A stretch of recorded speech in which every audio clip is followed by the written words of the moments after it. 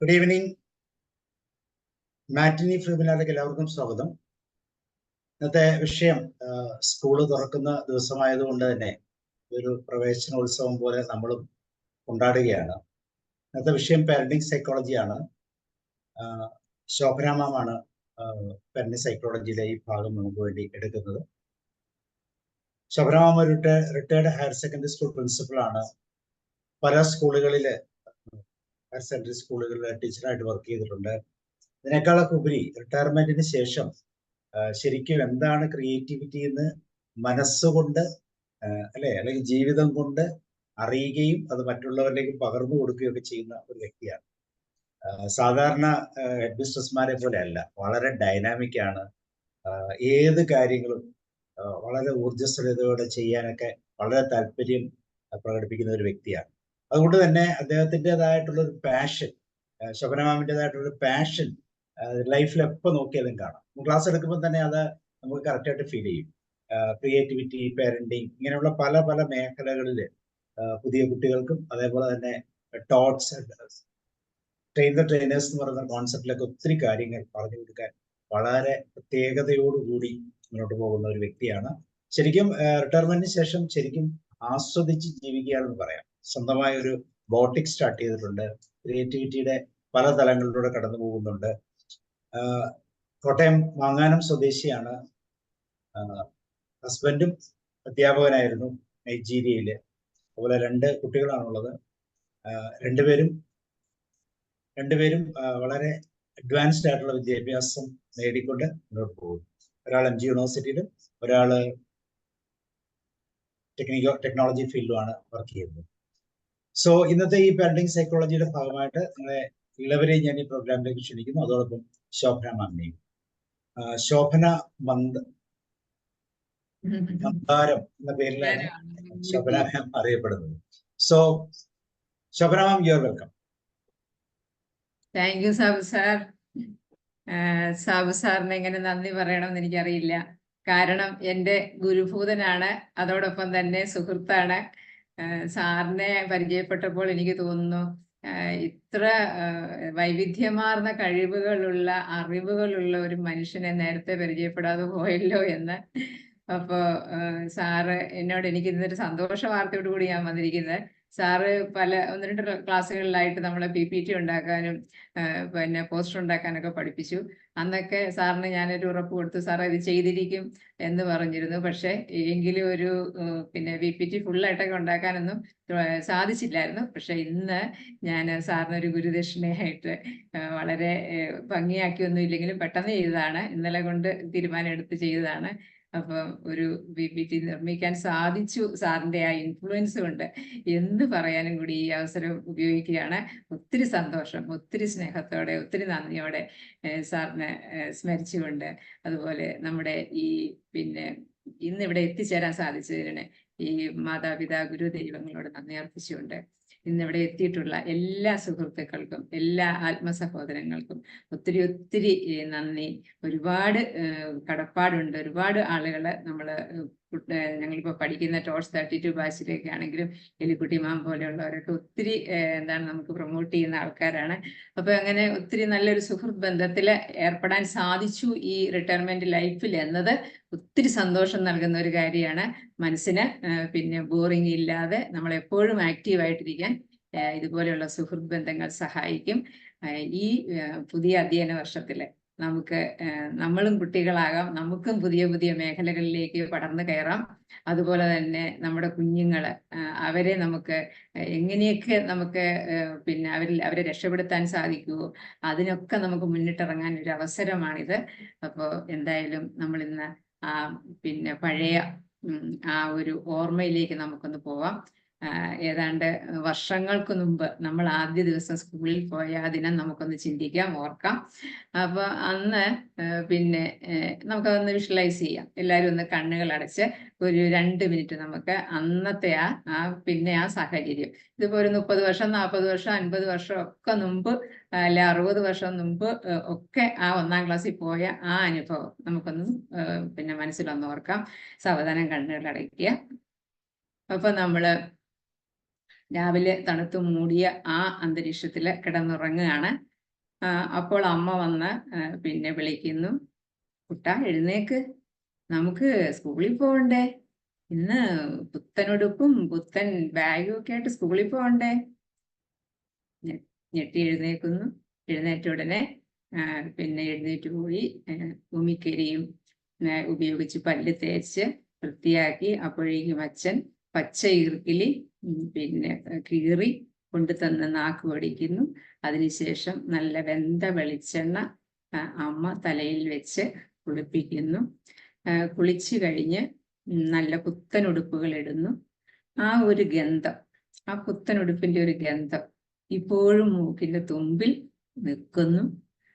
അങ്ങനെ രാവിലെ ചൂടുകഞ്ഞി കുടിച്ച് പിന്നെ പുതിയ വേഷമൊക്കെ ഇട്ട് ആ വേഷത്തിന്റെ ആ പുത്തൻ മണവുമൊക്കെ ആസ്വദിച്ച് ബാഗും എടുത്ത് അച്ഛൻ്റെ കൈ പിടിച്ച് ഇറങ്ങാൻ ഒരുങ്ങി.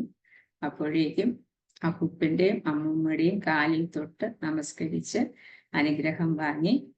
ഇപ്പോൾ അമ്മ ഓടി വന്ന് ഒരു മുത്തം തരുന്നു. ആ മുത്തത്തിന്റെ ആ ഒരു ഓർമ്മ ഇന്ന് നമ്മുടെ മനസ്സിൽ നിൽക്കുന്നു. അവിടെ നിന്നും കുടയും പിടിച്ച് ആ മഴത്തുള്ളികള് പുതിയ ഉടുപ്പിൽ വീഴുമ്പോഴുണ്ടാകുന്ന ആ ഗന്ധം ആസ്വദിച്ചുകൊണ്ട് അച്ഛൻ്റെ ഒപ്പം പോകുന്നു. അങ്ങനെ ചെന്ന് സ്കൂളിൽ ചെല്ലുമ്പോൾ അവിടെ ടീച്ചർ കാത്തു നിൽക്കുന്നു. അച്ഛൻ യാത്ര പറഞ്ഞു പോകുമ്പോൾ ഉള്ളിലുണ്ടാകുന്ന ആ പിടച്ചിൽ, ആ വേദന പക്ഷെ ടീച്ചറിന്റെ വാക്കുകളിൽ ഇല്ലാതായി. എന്നെ ഇനി മുതൽ നിങ്ങൾക്ക് 10 മണി മുതൽ 4 മണി വരെ നിങ്ങളുടെ അമ്മയായി കാണാം. എന്നെ ടീച്ചർ അമ്മ എന്ന് വിളിച്ചുകൊള്ളൂ. ഈ ടീച്ചർ അമ്മ നിങ്ങൾക്ക് ഇഷ്ടമുള്ള കാര്യങ്ങളെ ചെയ്യത്തുള്ളൂ. പാട്ട് പാടിത്തരാം, കഥ പറഞ്ഞു തരാം, പടം വരപ്പിക്കാം. ഇതൊക്കെ കേട്ടപ്പോൾ വളരെ സന്തോഷം തോന്നി. ചിരിച്ചുകൊണ്ട് ആ ടീച്ചർ അമ്മയുടെ മുമ്പിൽ ഇരിക്കാൻ സാധിച്ച ആ നിമിഷങ്ങൾ ഓർത്തുകൊണ്ട് ഒന്നുകൂടി ആ പഴയ കാലത്തേക്ക് ഓടിപ്പോയി നമുക്ക് തിരിച്ചു വരാം. ആ പുഞ്ചിരിയോടെ നമുക്ക് കണ്ണു തുറക്കാം സാവധാനം. ഓക്കേ, എന്തായി, എല്ലാവരും ആ പഴയ കാലത്തേക്ക് പോയോ പഴയ കാലത്തേക്ക്? പോയി മാഡം. പോയി. ആ നല്ല ഓർമ്മകൾ എന്നും നമുക്ക് ഉണർവ് നൽകുന്ന, അല്ലെങ്കിൽ നമുക്ക് സന്തോഷം നൽകുന്ന ദിനങ്ങളാണ് എല്ലാവർക്കും. അതെ അല്ലേ? വളരെ നമുക്ക് ഓർത്താല് നമുക്ക് ആ ബാല്യകാലമാണ് നമ്മുടെ ജീവിതത്തിലെ ഏറ്റവും സമ്പത്തേറിയ കാലം എന്ന് പറയുന്നത്. അപ്പൊ ഇന്ന് നമുക്ക് നമ്മുടെ കുഞ്ഞുങ്ങള്, പേരക്കുട്ടികളോ അല്ലെങ്കിൽ അവരൊക്കെ ആയിട്ട് നമ്മൾ ഇന്ന് പുതുപുത്തൻ സ്കൂളിലേക്ക് ഒന്ന് പോകുന്നു എന്ന് സങ്കല്പിക്കുക. പോയിട്ടുള്ളവർ കാണും കൂടെ. അതിനോടൊപ്പം തന്നെ നമ്മൾ പോവുകയാണെങ്കിൽ നമുക്ക് അവിടെ കാണുന്ന സംഭവങ്ങൾ നോക്കിയാല് എന്താണ്, ബലൂണുകൾ വീർപ്പിച്ച് കൊടിതോരണങ്ങളെല്ലാം ചാർത്തി, ആനയില്ലെന്നേ ഉള്ളൂ അല്ലേ, പിന്നെ എന്താണ്, കൊട്ടും മേളവുമായി കുട്ടികളെ ആനയിക്കുന്നു. അതുപോലെ മന്ത്രിമാര് അല്ലെങ്കിൽ പഞ്ചായത്ത് പിന്നെ ബന്ധപ്പെട്ട ആൾക്കാരൊക്കെ നിരനിരയായി കുട്ടികളെ സ്വീകരിക്കാൻ നിൽക്കുന്നു. അങ്ങനെ ആകെ കൂടി ഒരു സന്തോഷത്തിന്റെ മൂഡിൽ കുഞ്ഞുങ്ങളെല്ലാം സ്കൂളിലേക്ക് ചെല്ലുന്നു. അപ്പൊ അവിടെ നമ്മുടെ പിന്നെ പ്രവേശനോത്സവത്തിന്റെ ഗാനം കേൾക്കുകയാണ്. ഒരു ഗാനം നമുക്കൊന്ന് നോക്കാം. അക്ഷരമുത്തുകൾ വാരി കൂട്ടാൻ പുതുമഴ പെയ്യും നേരം, പുത്തനുടുപ്പും പുലരിയിൽ ഇന്നൊരു പൂക്കുട ചൂടും കാലം, കളിയും ചിരിയും പാട്ടും ഉയരും പുതുനാമ്പുകളും ഉതിരും, എത്തുക കൂട്ടരെ കോവിലിൽ ഇന്നൊരു വിദ്യകൾ നേടിയെടുക്കാം. അപ്പോൾ അവിടെ പ്രവേശനോത്സവത്തിന്റെ ഗാനവും കേട്ടു.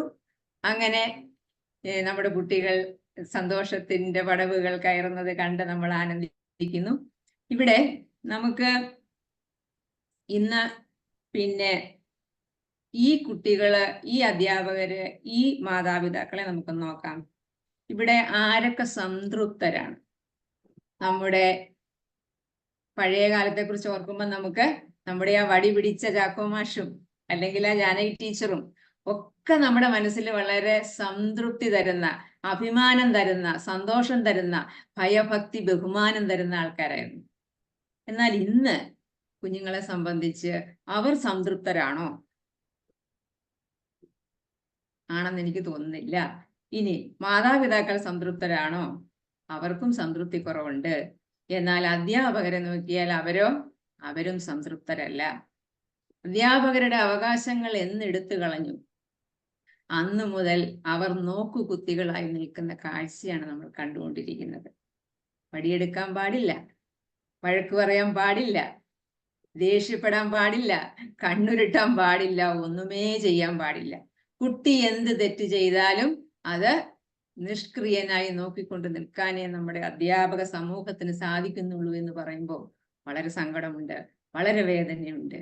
അപ്പോൾ അതുപോലെ തന്നെ ഒരു കൂട്ടം അധ്യാപകർ, ഇവിടെ ഒരു കൂട്ടം അധ്യാപകർക്ക് അവർ അർഹിക്കുന്ന അംഗീകാരമോ അവർ അർഹിക്കുന്ന വേതനമോ കിട്ടാതെ ഉഴലുന്ന ഒരു കാഴ്ചയും നമ്മൾ കാണുന്നു. ഏതാണ്ട് ഏറിയ പങ്ക് അധ്യാപകർ അങ്ങനെയാണ്. കാരണം എന്താ? ഇവിടെ എന്ന് സ്വാശ്രയ വിദ്യാലയങ്ങൾ രൂപം കൊണ്ടോ അന്ന് തുടങ്ങി ഈ MSc B.Edഉം M.Edഉം B.Edഉം എല്ലാം കഴിഞ്ഞിരിക്കുന്ന ഈ അധ്യാപകര് ഇത്ര വർഷങ്ങൾ പഠിച്ച് ഇത്ര ഡിഗ്രികൾ കരസ്ഥമാക്കിയിട്ടും അവർക്കിന്നും ഒരു പയ്യെ പറഞ്ഞാൽ ഒരു 15 രൂപയിൽ ഒക്കെ നിൽക്കുന്നു അവരുടെ ശമ്പളം എന്ന് പറയുമ്പോൾ വളരെ സങ്കടമുണ്ട്. എന്നാലും നമുക്കറിയാം, നമ്മുടെ വീട്ടിൽ പണിയാൻ വരുന്ന ഒരാൾക്ക്, പറമ്പിൽ പണിയാൻ വരുന്ന ഒരാൾക്ക് 1000 രൂപയിൽ കുറഞ്ഞു കൊടുക്കാൻ പറ്റത്തില്ല. അപ്പൊ 30,000 രൂപ അയാൾക്കൊരു മാസത്തെ വരുമാനം ഉണ്ടെങ്കിൽ നമ്മുടെ ഈ അധ്യാപകർക്ക്, അതുകൊണ്ട് അവർ സംതൃപ്തരല്ല എന്ന് പറയുന്നത് തീർച്ചയായും ശരിയാണ്. പിന്നെ ഈ മാതാപിതാക്കളെ സംബന്ധിച്ച് അവരാണെങ്കിൽ വിചാരിക്കുന്നത്, ഒരു +1 ഒരിക്കൽ ഒരു അഡ്മിഷന് വന്നൊരു അച്ഛൻ, എന്നിട്ട് ഈ അച്ഛനോട് ഇങ്ങോട്ട് ചോദിച്ചു, ടീച്ചറെ എത്ര രൂപയാണ് ഇവിടുത്തെ ഫീസ് എന്ന് ചോദിച്ചു. ഞാൻ പറഞ്ഞു, ഫീസോ? ഇവിടെയോ? അങ്ങനെ ഒരു ഫീസ് സമ്പ്രദായം ഇല്ലല്ലോ. അങ്ങനെ ഫീസ് ഇല്ലാത്ത സ്കൂളും ഉണ്ടോ ടീച്ചറെ? അപ്പോ നമ്മുടെ മാതാപിതാക്കൾ മിക്കവരും വിചാരിക്കുന്നത് എന്താണ്, ഈ എല്ലാ വിദ്യാലയത്തിലും ഇതുപോലെയുള്ള 10,000ങ്ങളുടെ ഫീസ് ഉള്ളതാണെന്ന് പോലും ചിന്തിക്കുന്ന മാതാപിതാക്കളുണ്ട്. അപ്പൊ അവർക്ക് അറിയില്ല ഇങ്ങനെ സർക്കാർ സ്കൂളുകൾ അല്ലെങ്കിൽ എയ്ഡഡ് സ്കൂളുകളിലൊക്കെ ഫീസ് ഇല്ല എന്ന, 12ാം ക്ലാസ് വരെ ഫീസ് ഇല്ല എന്ന ഒരു കാര്യം പോലും നമ്മുടെ ഏറെക്കുറെ കുറച്ച് ആൾക്കാർക്കെങ്കിലും അറിയാതെ ഉണ്ട് എന്നുള്ളത് സത്യമാണ്. അപ്പൊ അവര് വിചാരിക്കുന്നത് ഇവിടെ എന്താണ്, ഇവിടെ CBSE സ്കൂളുകളേ ഉള്ളൂ, ടൈയും കെട്ടി ഷൂസും സോക്സും ഒക്കെ ഇട്ട് എൻ്റെ കുട്ടി നന്നായിട്ട് ഒരുങ്ങി പോകുന്ന കാണാനുള്ള ആ സന്തോഷത്തില്, അതിലുപരി ഇംഗ്ലീഷ് സംസാരിക്കാൻ കേൾക്കുന്നതിലുള്ള സന്തോഷത്തില് എന്ത് ചെയ്യും, ഇവരെ CBSE സ്കൂളുകളിലേക്ക് അങ്ങ് തുടക്കം മുതലേ വിടുന്ന ഒരു കാഴ്ചയാണ് നമ്മൾ കാണുന്നത്. അപ്പൊ അതുകൊണ്ട് അവിടെ പഠിച്ച് വന്ന ഈ, അല്ലെങ്കിൽ CBSE എന്ന് ഞാൻ കുറ്റം പറയല്ല, CBSE ആയിക്കോട്ടെ സ്റ്റേറ്റ് ആയിക്കോട്ടെ ഏത് സിലബസിലും പഠിച്ചു വരുന്ന, രണ്ടിലും ഒരുപോലെ NCERT ബുക്കുകളാണെന്നുള്ളൊരു സത്യം എല്ലാവരും മനസ്സിലാക്കണം. ബുക്കുകൾക്കൊന്നും മാറ്റമില്ല. പിന്നെ ഈ 10ാം ക്ലാസ് ഇന്ന് ജയിച്ചു വരുന്ന 99.97% റിസൾട്ട് ഉണ്ട് എന്ന് അഭിമാനത്തോടെ പറയുമ്പോൾ ആരാണ് ഇതിൽ അഭിമാനം കൊള്ളുന്നത്? അതാണ് സംശയം. ഇവിടെ നമ്മുടെ പിന്നെ +1 വരുന്ന കുട്ടികളിൽ മിക്ക കുട്ടികൾക്കും ഒരു ഏറിയ പങ്ക്, 20% കുട്ടികളിൽ ഉറപ്പായിട്ട് സ്വന്തം പേര് ശരിക്കും എഴുതത്തില്ല. അപ്പൊ അവിടെ രാജേഷ് എന്നാണ് അവന്റെ അച്ഛന്റെ പേരെങ്കിൽ അവൻ എഴുതുന്ന രജോഷ് എന്നാണ്. വള്ളിയില്ല പുള്ളിയില്ല. അപ്പൊ പറയുന്ന അഭിമാനത്തോടെ അമ്മമാരും അച്ഛന്മാരൊക്കെ പറയുന്നതാണ്, എൻ്റെ മോന് മലയാളം തീരെ മേല കേട്ടോ, അവന് മലയാളം ഒട്ടും വഴങ്ങുന്നില്ല, ഇതാരാ ഈ ലിപിയൊക്കെ കണ്ടുപിടിച്ചെന്ന് അവൻ ചോദിക്കുന്നത്. അപ്പൊ അത്രമാത്രം മലയാളത്തോട് എന്താ പറയുക, മലയാളത്തോട് ഒരു വെറുപ്പ് നമ്മുടെ കുഞ്ഞുങ്ങളിലൊക്കെ ഉണ്ടായിരിക്കുന്ന ഒരവസ്ഥയാണ്. അപ്പൊ അതൊക്കെ ഉണ്ടാക്കിയത് ആരെന്ന് ചോദിച്ചാൽ അതിന് ഉത്തരം കൂടുതലൊന്നും അന്വേഷിക്കേണ്ട കാര്യമില്ല. അത് നമ്മുടെ വീട്ടിൽ നിന്ന് തന്നെ തുടങ്ങിയ കുഴപ്പങ്ങളാണ് എന്ന് പറയുന്നതിൽ ആരും എന്നോട് എതിർപ്പെന്ന് തോന്നുന്നില്ല. കാരണം അവിടെ നമ്മൾ ഓർക്കുക, സ്കൂളിൽ നമ്മളൊരു എന്താ പറയുക 30 കുട്ടികൾ 40 കുട്ടികൾ ഒരു ക്ലാസ്സിൽ ഇരിക്കുമ്പോൾ ഒരു ടീച്ചറിന് എത്രമാത്രം ഓരോ കുട്ടിയെ ശ്രദ്ധിക്കാൻ പറ്റും. എന്നാൽ അവന്റെ ബേസിക് ആയിട്ടുള്ള കാര്യങ്ങൾ ഒരു അമ്മയോ ഒരു അച്ഛനോ കൃത്യമായിട്ട് അവനെ അക്ഷരം പഠിപ്പിക്കുകയും അവനെ അക്കങ്ങൾ പഠിപ്പിക്കുകയും ചെയ്താൽ ഉറപ്പായിട്ടും ഒരു 4ാം ക്ലാസ് വരെ നോക്കിയാൽ മതി, പിന്നെ അവൻ ചാടി ചാടി ചാടി കയറിപ്പോകും. ഒരു ബുദ്ധിമുട്ടും ഉണ്ടാകില്ല കുട്ടിക്ക്, പിന്നെ അവനെ നോക്കണ്ട. അപ്പൊ എല്ലാവരും ശ്രദ്ധിക്കേണ്ട ഒരു കാര്യം ഇത്രയേ ഉള്ളൂ, നമ്മുടെ കുഞ്ഞുങ്ങൾക്ക് ബേസിക് ആയിട്ടുള്ള കാര്യങ്ങൾ പറഞ്ഞു കൊടുക്കേണ്ടത്, അവർക്ക് മനസ്സിലാക്കി കൊടുക്കേണ്ടത് അച്ഛനമ്മമാരാണ്, കുടുംബത്തിൽ നിന്നാണ് എന്നുള്ളത് ഒരു വസ്തുതയാണ്. അത് പലരും മറന്നു പോകുന്നുണ്ട് അക്കാര്യം. അപ്പൊ നമ്മള് കുഞ്ഞുങ്ങളെ നോക്കിയാൽ നമുക്ക് ഫുൾ A+ കിട്ടണം എന്നുള്ളൊരു വിചാരം മാത്രമല്ലാതെ വേറെ എന്തെങ്കിലും ഉണ്ടോ എന്ന് എനിക്ക് സംശയം. എന്ത് പറഞ്ഞാലും ഫുൾ A+ വാങ്ങിക്കണം. എൻ്റെ മോനെ ഫുൾ A+ വാങ്ങിച്ചില്ല പിന്നെ എന്താ, ഫ്ലെക്സിൽ നിന്റെ പേരൊന്ന് അടിച്ചു വന്ന് കാണാൻ ഞാനിങ്ങനെ കാത്തിരിക്കുകയല്ലോ എന്നാണ് അച്ഛനും അമ്മയും പറയുന്നത്. അങ്ങനെ ഒരു സംസ്കാരത്തിലേക്ക് നമ്മൾ മാറിയിരിക്കുകയാണ്. ഈ ഫുൾ A+ കൊണ്ട് ഇവൻ ഒരു നല്ല മനുഷ്യത്വം, അല്ലെങ്കിൽ അവൻ മനുഷ്യനാണ്, അവൻ ഫുൾ A+ നേടിയ മനുഷ്യനാണെന്ന് പറയാൻ നമുക്ക് പറ്റില്ല. കാരണം കുറെ മാർക്ക് ഇന്നിപ്പോ പിന്നെ നമ്മുടെ ഇത്രമാത്രം വിദ്യാഭ്യാസ നിലവാരം താഴെ പോയിരിക്കുന്നു എന്ന് ചോദിച്ചാൽ അല്ലേ, നമ്മുടെ സിസ്റ്റം അതായി മാറിയിരിക്കുകയാണ്. അപ്പം നമുക്ക് ഇത്രമാത്രം കുട്ടികളെ ഈ 10ാം ക്ലാസ് വരെ എത്തിച്ചിട്ട് അവരെ എത്ര പേര് ഡ്രോപ്പ് ഔട്ട് ആയി പോകുന്നു, എത്ര പേര് അക്ഷരം അറിയാൻ മേലാതെ സ്ഥലം വിടുന്നു, ഇതൊന്നും ആരും ചിന്തിക്കുന്നില്ല, മനസ്സിലാക്കുന്നില്ല എന്ന ദുഃഖസത്യവും നിൽക്കുകയാണ്.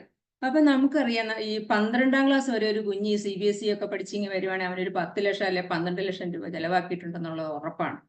അതും കഴിഞ്ഞിട്ട് പിന്നെ ഇപ്പൊ എന്താ ചെയ്യുക, അച്ഛനും അമ്മയും ഒരു തീരുമാനം എടുക്കുക, നമുക്ക് അവനെ കാനഡയിൽ വിട്ട് പഠിപ്പിക്കാം, അല്ല നമുക്ക് അവനെ UK വിട്ട് പഠിപ്പിക്കാം എന്നൊരു തീരുമാനത്തിലായിപ്പോ. അപ്പൊ അങ്ങനെ വരുമ്പോ വീണ്ടും ഒരു 30 ലക്ഷം രൂപ ബാങ്ക് പിന്നെ പണയം വെച്ച് എടുക്കുന്നു, അവിടെ വിടുന്നു എന്ന് പറയുമ്പോൾ അതിന്റെ പിന്നിലുള്ള കാരണം എന്താ? പറയൂ ആരെങ്കിലും, എന്താണ് ഇതിന്റെ പിന്നിലുള്ള കാരണം? കുട്ടികളെ +2 കഴിയുമ്പോഴേ ഈ കടൽ കടത്തി വിടുന്നതിന് കാരണം എന്താണ്? സോഷ്യൽ സ്റ്റാറ്റസിന് വേണ്ടി. സോഷ്യൽ സ്റ്റാറ്റസിന് വേണ്ടിയാവാം. പിന്നെ അതിനേക്കാൾ ഉപരി നാട്ടിൽ നിന്നാൽ രക്ഷയില്ല എന്നുള്ളൊരു തോന്നല് വരുന്നു. തോന്നലുണ്ട്, അതാണ് മെയിൻ കാര്യം, അതാണ് മെയിൻ തിങ്. അതാണ് മെയിൻ. ശരിയാണ്, ലീന പറഞ്ഞ കറക്റ്റ് ആണ്. അത് നമ്മള് ശോഭനാജി പറഞ്ഞു ഇപ്പം ഈ MSc ഇത് എല്ലാം കഴിഞ്ഞിട്ടും 15,000 രൂപ പോലും ശമ്പളം കിട്ടുന്നില്ല എന്ന് പറയുന്ന ഒരു അവസ്ഥയിലാണ്. മാത്രമല്ല ജോലിയും കിട്ടുന്നില്ല, ലക്ഷങ്ങൾ കൊടുത്താലേ ജോലി കിട്ടുള്ളൂ. ജോലി കിട്ടത്തുള്ളൂ. അത്ര ഒരു ഭീകരാവസ്ഥയാണ് ഇവിടെ. ഇനി ഡിഗ്രിക്ക് നമ്മൾ ഒരു HSC 1.5 ലക്ഷം 60-80 ലക്ഷം രൂപ വരെയാണ് കൊടുക്കുന്നത്. 80 ഒക്കെ വരെയായി. ഈയിടെ ഒരാള് 35 ലക്ഷം രൂപയ്ക്ക് കയറുവാന്ന് പറഞ്ഞപ്പോ ഞാൻ പറഞ്ഞു അത് ഭയങ്കര ലോട്ടറിയാ കേട്ടോ, 35 ലക്ഷമൊക്കെ ഇന്ന് വളരെ കുറവാണെന്ന് പറഞ്ഞു. അപ്പൊ 80 വരെയൊക്കെ പോയിട്ടുണ്ട് ഇപ്പൊ. അപ്പൊ അത്രമാത്രം നമ്മുടെ നാട് ഇങ്ങനെ അങ്ങ് പോകുമ്പോ നമ്മുടെ കുഞ്ഞുങ്ങളെ ഇപ്പൊ കോളേജിലേക്ക് വിടുകയാണെങ്കിൽ ആ കോളേജിൽ വിട്ടാൽ ജീവനോടെ തിരിച്ചു വരുമെന്ന് എന്തുറപ്പാണുള്ളത്? ഒരു പേരന്റ് ചോദിക്കുകയാണ്, കാനഡയ്ക്ക് വിടുന്ന ഒരു പേരന്റ് എന്നോട് ചോദിച്ചാണ്, എന്തുറപ്പാണ് ടീച്ചറെ ഇവിടെ എന്റെ കൊച്ചിനെ ഞാൻ കോളേജിൽ വിട്ടിട്ടിരുന്നാൽ അവൻ തിരിച്ചു വരുമോ? പിന്നെ ചോദിക്കുന്നു, എന്താണ് ഇവന് ഈ പിന്നെ ഇവിടുത്തെ ഈ സിസ്റ്റത്തിൽ ജോലി കിട്ടുമോ? എന്താണ് ഉറപ്പ്? ഒന്നുമില്ല. അപ്പോൾ തീർച്ചയായിട്ടും എന്ത് ചെയ്യും? കടൽ കടക്കുക മാർഗമുള്ളൂ എന്ന ഒരു നിലയിലേക്ക്. അതുപോലെ തന്നെ നമുക്കറിയാം നമ്മുടെ കുഞ്ഞുങ്ങളെല്ലാം ഇന്ന് പിന്നെ ഓരോ ദിവസവും വലിയ മാഫിയയുടെ പിടിയിൽപ്പെട്ട് അവർ ഇഞ്ചിഞ്ചായി ഓരോ ദിവസവും നശിച്ചുകൊണ്ടിരിക്കുകയാണ്. ഏതായിരിക്കും? ലഹരി മാഫിയയുടെ പിടിയിൽപ്പെട്ടവര് നശിച്ചുകൊണ്ടിരിക്കുന്ന അവസ്ഥയാണ്. അത് കണ്ട് രസിക്കുന്ന നമ്മുടെ ആരാ പറയണ്ട അല്ലെ, ഇവരെ ഇതെന്തുകൊണ്ട് ഇത് പിന്നെ ഇവിടെ സ്റ്റോപ്പ് ചെയ്യാൻ പറ്റുന്നില്ല, ഇതെന്തുകൊണ്ട് ഇവിടെ നമുക്ക് ഇതിനൊരു തടയിടാൻ സാധിക്കുന്നില്ല? ഇനി നമുക്കായിട്ട് ചെയ്യാൻ എന്തെങ്കിലും പറ്റുമെങ്കിൽ ചെയ്യാൻ ഒക്കെ ഈ ഒരു വേദി കാരണമാവട്ടെ എന്ന് പ്രാർത്ഥിക്കുകയാണ്. അതുപോലെ തന്നെ നമുക്ക് ഇനി നമ്മുടെ പേരന്റിങ്ങിന്റെ കുഴപ്പം കൊണ്ടാണോ ഇങ്ങനെയൊക്കെ നമ്മുടെ കുഞ്ഞുങ്ങളായി പോകുന്നത് എന്ന് നമുക്കൊന്ന് ചിന്തിക്കാം. ഓക്കെ, അപ്പോൾ ഇവിടെ പിന്നെ പേരന്റിങ് എന്താണെന്ന് നോക്കാം നമുക്ക്. Parenting is a process of raising, promoting and supporting the physical, emotional, social and cognitive development of a child to adulthood and across the lifespan.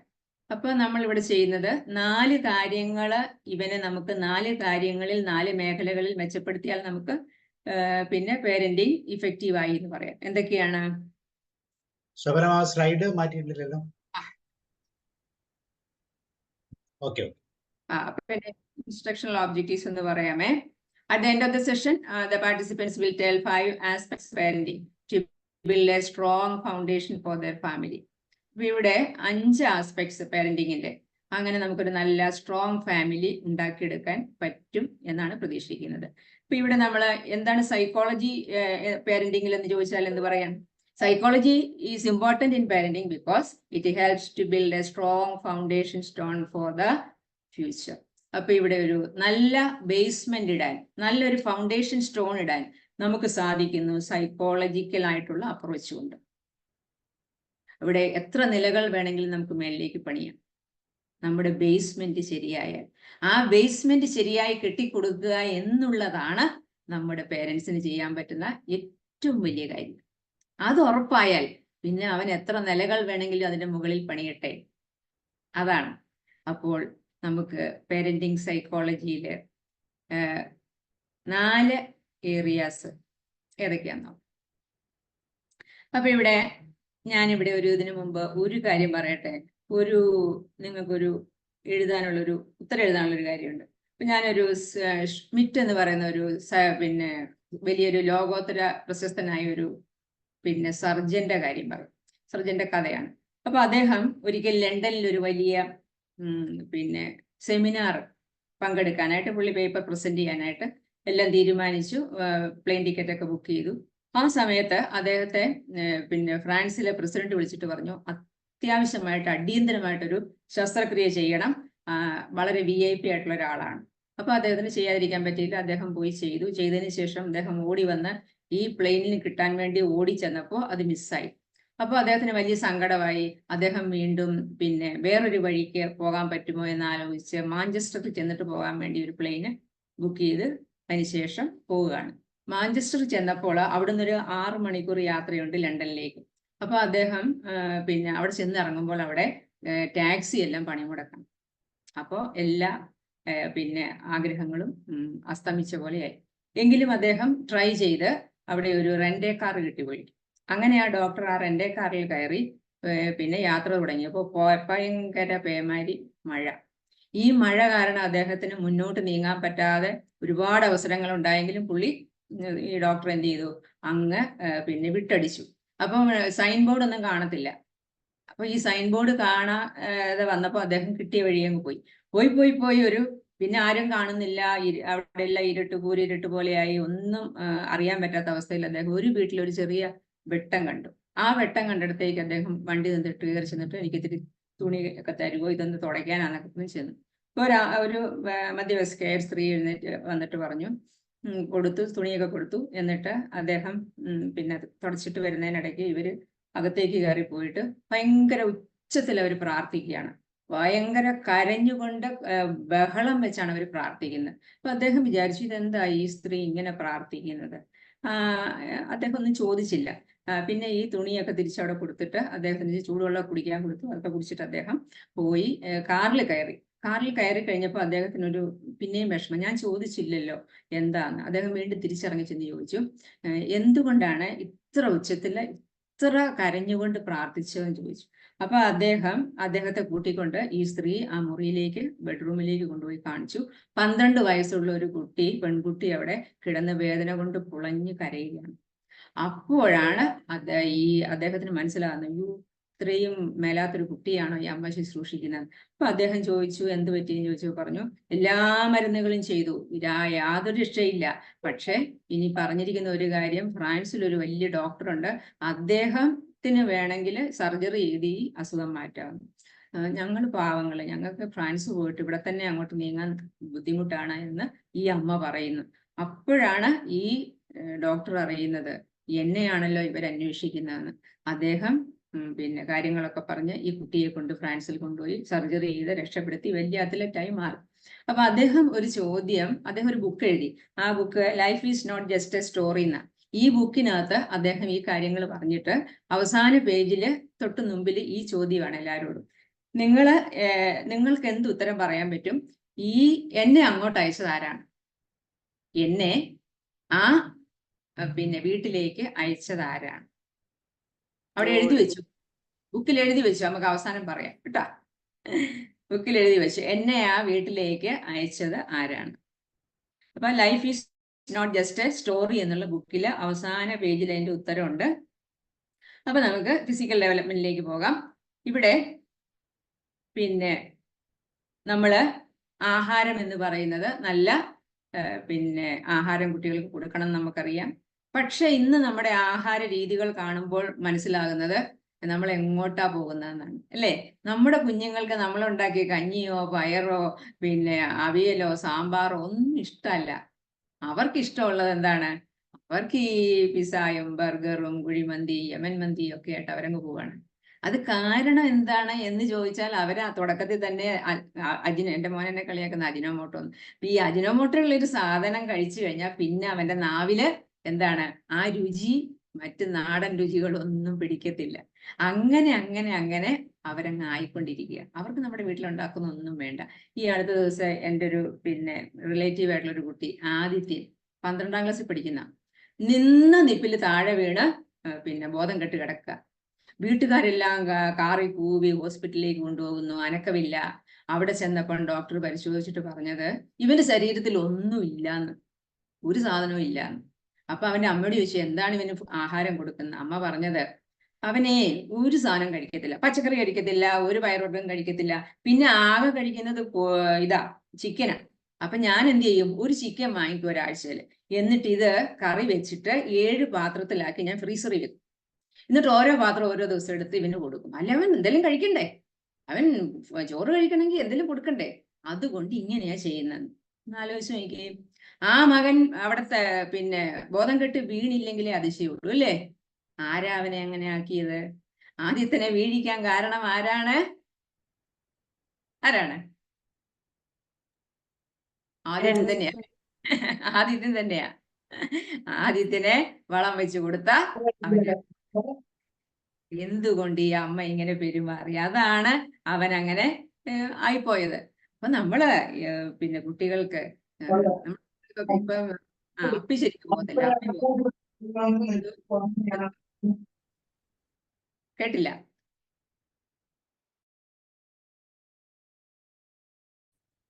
Okay. അപ്പൊ നമ്മുടെ കുഞ്ഞുങ്ങൾക്കൊക്കെ ഇന്നുള്ളൊരു അസുഖം അല്ലെ, എന്താ ഈ മൈദാ സംസ്കാരം വന്നതോടുകൂടി അപ്പി പോകത്തില്ല. നാരടങ്ങി ഒരു ഭക്ഷണം അവർ കഴിക്കുന്നില്ല.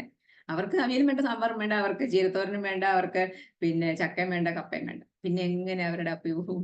അപ്പൊ ഇങ്ങനെ നമ്മൾ കുട്ടികളെ ശീലിപ്പിക്കുന്നത് എന്താണോ അത് അവരായി തീരും. അത് അവർക്ക് ഇഷ്ടമായി തീരും. അത് നമ്മൾ ശീലിപ്പിക്കാത്ത കുഴപ്പം കൊണ്ടാണ് ഇങ്ങനെ കുഞ്ഞുങ്ങളാകുന്നത് എന്ന് പറയുന്നതും ശരി തന്നെയാണ് അല്ലേ? ഇപ്പൊ നമ്മളിപ്പോ പറയാം നല്ല മീൻകറിയൊക്കെ ഉണ്ടെങ്കിൽ കൊള്ളാം, കപ്പയും മീൻകറിയൊക്കെ ഉണ്ടെങ്കിൽ നമുക്കൊക്കെ നല്ല ഇഷ്ടം അല്ലേ? പക്ഷേ മീനെന്ന് പറഞ്ഞപ്പോഴോട്ടെ ഒരു ചോദ്യം ചോദിക്കാവേ. മീൻ മീൻ മീൻ നല്ല കരിമീൻ, കടലിലെ മീൻ പിന്നെ ചെമ്മീൻ, മാനത്തുനിന്ന് ഉതിരും മീൻ. പറയാം, മാനത്തുനിന്നൊരു മീൻ ഉതിരുന്നുണ്ട്. കൊള്ളിമീൻ. അത് തന്നെ കൊള്ളിമീൻ. ആരാ പറഞ്ഞ? റാണിയാണോ? അതെ. മരുന്നായി തരുന്ന മീൻ. ഒരു മീൻ നമ്മൾ മരുന്നായിട്ട് വാങ്ങിക്കുക, അതേത് മീൻ അല്ലേ? അതേത് മീനാവാം മരുന്നായിട്ട് മേടിക്കുന്നത്. ഈ സാധനമൊന്നും കഴിക്കുന്നില്ലാത്ത പിള്ളേർക്കെല്ലാം മേടിച്ചു കൊടുക്കും ഇത്, ഈ മീൻ. പ്രോട്ടീൻ അല്ല, പ്രോട്ടീൻ അല്ല. പ്രോട്ടീൻ പൗഡർ ഒക്കെ ഉണ്ട്, എങ്കിലും വേറൊരു സാധനമുണ്ട്, നമ്മൾ ക്യാപ്സ്യൂൾ രൂപത്തിലൊക്കെ ആക്കി പിള്ളേർക്ക് കൊടുക്കും. എ ഉണ്ട്, ബി ഉണ്ട്, സി ഉണ്ട്. വൈറ്റമിൻ. തന്നെ മരുന്നായി തരുന്ന മീൻ, വൈറ്റമിൻ അല്ലേ? അപ്പോൾ അതുപോലെ ഒരു മീൻ ചോദിക്കാം, ഇത് പറയുമെന്ന് നോക്കട്ടെ. കോടതി കൊടുക്കുന്ന വാറണ്ടുമായി ഓടി നടക്കുന്നതേതൊരു മീൻ? കോടതി കൊടുക്കുന്ന വാറണ്ട്. പിള്ളേരോട് ചോദിച്ചാ അവര് പറയത്തില്ല, അവർക്ക് ആമീൻ എന്നുള്ള വാക്കൊന്നും അറിയില്ല. ഇതൊക്കെ കേട്ടിട്ടുള്ളവരാണ്. അപ്പൊ ഇങ്ങനെ മീനിന്റെ കാര്യമൊക്കെ പറയുമ്പോൾ നമുക്ക് ഇച്ചിരി ചോറിനുണ്ടെങ്കിൽ മീനൊക്കെ വേണം, അല്ലെങ്കിൽ നല്ല അയില വറുത്തതുണ്ട്, കരിമീൻ പൊരിച്ചതുണ്ടെന്നൊക്കെ പറഞ്ഞാൽ നമുക്ക് ഒത്തിരി നമ്മുടെ നാവിൽ തന്നെ വെള്ളം വരും അല്ലേ? ഈ വെള്ളം അല്ലെങ്കിൽ ഈ നാവിൽ ഉമിനീര് വരിക എന്നുള്ള സംഭവം ഇന്ന് നമ്മുടെ പിള്ളേർക്കില്ല. കാരണം എന്താ? അവര് ടിവിക്കകത്ത് നോക്കിക്കൊണ്ടാ കഴിക്കുന്നത്, അവര് പുസ്തകം വായിച്ചോണ്ടാ കഴിക്കുന്നത്. അപ്പൊ ഈ രുചി അല്ലെങ്കിൽ വായിൽ നടക്കേണ്ട പ്രോസസ്സ് ഇപ്പൊ നടക്കുന്നേ ഇല്ല. ശരിയാണോ? ശരിയാണ്. അവരാസ്വദിച്ച് കഴിക്കുന്നില്ല. അവർ വെറുതെ അവിടെ നോക്കിക്കൊണ്ട് TV സ്ക്രീൻ നോക്കിക്കൊണ്ട് കഴിച്ചാൽ എങ്ങനെ ഉമിനീര് വരും? നമുക്ക് പുളി എന്ന് പറയുമ്പോൾ നമ്മുടെ വായി പുളി വരും അല്ലേ? ഇത് വരും, ഉമിനീര് വരും. അപ്പൊ അത്രമാത്രം നമ്മുടെ കുഞ്ഞുങ്ങളുടെ ആഹാര രീതി, ആ ഭക്ഷണം കഴിക്കുന്നത് എല്ലാം മാറിക്കൊണ്ടിരിക്കുന്ന ഒരവസ്ഥയാണ് നമ്മൾ കാണുന്നത്. അപ്പൊ അതുപോലെ നമുക്ക് വേണ്ടുന്ന മറ്റൊരു കാര്യമാണ് എക്സസൈസ്. ഇന്ന് നമ്മുടെ കുട്ടികൾക്ക് കളിയുണ്ടോ? നേരം വെളുത്തെഴുന്നേറ്റ് 6 മണിക്ക് എഴുന്നേറ്റാൽ 6:30 തൊട്ട് ട്യൂഷൻ, 7:30 തിരിച്ചു വരുന്നു, വീണ്ടും പൊതിയും ബാഗും ഒക്കെ ആയിട്ട് സ്കൂളിലേക്ക് പോകുന്നു, പഠിക്കുന്നു, വീണ്ടും 4:30 ട്യൂഷൻ. ഇങ്ങനെ ഓരോ സബ്ജക്റ്റ് ഓരോ ഫോണിലെ ഓരോ പ്രദേശത്ത് അറേഞ്ച് ചെയ്തിരിക്കുകയാണ് അച്ഛനും അമ്മയും. ട്യൂഷൻ ഇല്ലെങ്കിൽ ഇന്ന് ജീവിക്കാൻ പറ്റാത്ത അവസ്ഥ. 1-ാം ക്ലാസ്സിൽ പഠിക്കുന്ന കൊച്ചിനെ ട്യൂഷന് വിട്ടതാണ് തട്ടിക്കൊണ്ടുപോയത്. ഓർമ്മയുണ്ടോ? 1-ാം ക്ലാസ്സിൽ പഠിക്കുന്ന കൊച്ചിനെ തട്ടിക്കൊണ്ടുപോയി ട്യൂഷന് വിട്ടിരിക്കുന്നു. ട്യൂഷൻ ശരിയല്ലേ? എന്തിന് ട്യൂഷൻ? ട്യൂഷന്റെ ആവശ്യമുണ്ടോ? നമ്മളാരും ട്യൂഷൻ പഠിച്ചല്ല വളർന്നത്, അല്ലേ? നമ്മളാരും ഈ ഡിഗ്രികളൊക്കെ സമ്പാദിച്ച് ട്യൂഷൻ പഠിച്ചിട്ടല്ല. ഇന്ന് ഈ ട്യൂഷന്റെ പുറകെ പോകുന്നത് കൊണ്ട് കുഞ്ഞുങ്ങൾക്ക് കളിയില്ല, കുളിയില്ല, ജപമില്ല, ഒന്നുമില്ല. നമ്മളൊക്കെ അന്ന് എങ്ങനെയാ വൈകുന്നേരം വന്നു കഴിഞ്ഞാൽ 1.5-2 മണിക്കൂർ കളിച്ചിട്ട് വിയർത്തൊഴുകി നമ്മൾ ചെന്ന് നന്നായിട്ടൊന്ന് കുളിച്ച് നമ്മള് പിന്നെ സന്ധ്യ വിളക്ക് കത്തിച്ച് അവിടെ ഇരുന്ന് ഒരു അരമണിക്കൂർ നീണ്ട നാമജപം. ഇന്നിപ്പോ നമ്മളെല്ലാം പിന്നെ പ്രാണായാമം ഒക്കെ ചെയ്ത് നമ്മള് ശ്വസനം ശരിയാക്കുക. അന്ന് ഇതിന്റെ ഒന്നും ആവശ്യമില്ലായിരുന്നു. കാരണം എന്താ? ഈ നീണ്ട പിന്നെ ചൊല്ലല് പിന്നെ പ്രാർത്ഥന അതൊക്കെ മതിയായിരുന്നു. അപ്പോ എത്ര നല്ലൊരു പിന്നെ ജീവിതമായിരുന്നു അന്ന്. എന്നാൽ ഇന്ന് നമുക്ക് കമ്പയർ ചെയ്യാനേ പറ്റത്തില്ല. ഇന്നത്തെ കുട്ടികള് അവർ വിളക്ക് വെച്ചാൽ പോലും അവര് പിന്നെ പ്രാർത്ഥിക്കുന്ന കാര്യമില്ല. അവര് പിന്നെ ഈ കാര്യങ്ങളൊന്നും അവർക്ക് ഇഷ്ടമല്ലാതായി തീർന്നിരിക്കുകയാണ്. അപ്പൊ നമ്മളൊക്കെ പഴഞ്ചൻ എന്നാണ് അവർ പറയുക. അപ്പൊ എന്തായാലും ഈ എക്സസൈസ്, വെയിലത്തിറങ്ങി കളിക്കുന്നില്ല, അല്ലേ? പണ്ടൊക്കെ നമുക്ക് എവിടെ നോക്കിയാലും പാടത്തൊക്കെ കാണാമായിരുന്നു പിള്ളേർ ക്രിക്കറ്റ് കളിക്കുന്നത്. ഇപ്പൊ എവിടെയെങ്കിലും ഉണ്ടോ? ഇല്ല, ഒരിടത്തും ഇല്ല. കാരണം വൈറ്റമിൻ ഡി ഡെഫിഷ്യൻസി കൊണ്ട് കുട്ടികളെല്ലാം ഇന്നങ്ങ് വിഷമിക്കുകയാണ്. നമ്മളും, അല്ലേ? നമ്മളും ഈ മുറിക്കുള്ളിൽ ഇരുന്ന് സൂര്യപ്രകാശം ഏൽക്കുന്നില്ല, അല്ലേ? പണ്ടൊക്കെ സൂര്യപ്രകാശം ഏൽക്കണം എന്ന് എല്ലാവർക്കും അറിയാം. ഈ രാവിലത്തെ 10-11 ഇടയ്ക്കുള്ള സൂര്യപ്രകാശം ഏറ്റാൽ നമ്മുടെ ബോഡിയിൽ വൈറ്റമിൻ ഡി അതൊക്കെ ഇപ്പൊ നമ്മുടെ കുട്ടികൾക്ക് പറഞ്ഞ് അതൊക്കെ എന്താ പറയാ ക്യാപ്സ്യൂളായിട്ട് വാങ്ങിച്ച് കഴിക്കുകയാണ് ചെയ്യുന്നത്. അതുപോലെ തന്നെ അപ്പൊ നമുക്ക് ഓർക്കേണ്ട ഒരു കാര്യം, എക്സസൈസ് നമ്മുടെ കുട്ടികൾക്ക് അത്യാവശ്യമായിട്ടുള്ള ഒരു കാര്യമാണ്. അത് അവരുടെ കൂടെ കളിക്കണം. അവരുടെ കൂടെ 4 മണിക്ക് അല്ല 5 മണിക്ക് ഒരു മണിക്കൂർ ഒന്ന് കളിച്ചു നോക്കി. പിള്ളേരെത്ര ഹാപ്പിയാണെന്ന്, പിള്ളേരെത്ര എനർജറ്റിക് ആകുമെന്ന്, അവരുടെ ഉള്ളിലുള്ള പിന്നെ എന്താ പറയാ ദുഷ്ടുകളെല്ലാം പുറത്തേക്ക് പോയി അവർ ഫ്രീ ആവട്ടെ. അപ്പോൾ അടുത്തതിലേക്ക് പോകാം. ഇമോഷണൽ ഡെവലപ്മെന്റ് ആണ്. ഇമോഷണൽ ഡെവലപ്മെന്റ് എന്ന് പറയുമ്പോൾ നമ്മുടെ ഓർമ്മ, നമ്മുടെ അമ്മ, അമ്മയും കുഞ്ഞും കണ്ടോ ഉമ്മ വെച്ചിരിക്കുന്നത്, അല്ലേ? ഇവിടെ രാവിലെ അമ്മ കുളിപ്പിക്കും, പുത്തൻ ഉടുപ്പുകൾ ഇടിപ്പിക്കും, ഉമ്മയൊരായിരം ഒന്നിച്ചൻ കവളിൽ തന്ന് ചിരിപ്പിക്കും. ആ ഉമ്മ, അല്ലേ? ആ ചിരി കണ്ടില്ലേ? അപ്പൊ എത്ര പിന്നെ സ്നേഹമായിരുന്നു അമ്മയുടെ ആ മുത്തത്തിന്, എത്ര എത്ര എത്ര സന്തോഷമായിരുന്നു അതൊക്കെ നമ്മൾ അനുഭവിച്ചത്. ഇന്ന് കുട്ടികൾക്ക് ഒരു ഉമ്മയ്ക്ക് വേണ്ടി പിള്ളേർ കാത്തിരിക്കുക, ഓടുക അമ്മയുടെ പുറകെ. അമ്മയ്ക്ക് നേരമില്ല, അമ്മ ജോലിക്ക് പോകുന്നു, അമ്മ വന്നാൽ അമ്മയ്ക്ക് മറ്റു കാര്യങ്ങള്. ഇപ്പോൾ കുട്ടികളെ നോക്കാനോ കെയർ ചെയ്യാനോ സമയമില്ലാത്തൊരവസ്ഥയിലേക്ക് പോവുകയാണ്. നമ്മൾ അമ്മയെക്കുറിച്ച് തന്നെ പറയുമ്പോൾ പറ്റില്ല, അച്ഛനെ കുറിച്ചും പറയണല്ലോ. അപ്പൊ അച്ഛനെ കുറിച്ചുള്ള ഒരു പാട്ട് പാടാവോ ആരെങ്കിലും? സൂര്യനായി പാടാവോ? പാട്ടുകാരൊക്കെ ഉണ്ടല്ലോ ഇവിടെ. കുറച്ച് 1-2 വരികൾ പാടാണ്. മതി മതി മതി മതി. സൂര്യനായി തഴുകിയുറക്കമുണർത്തുമെൻ അച്ഛനെയാണ് എനിക്കിഷ്ടം.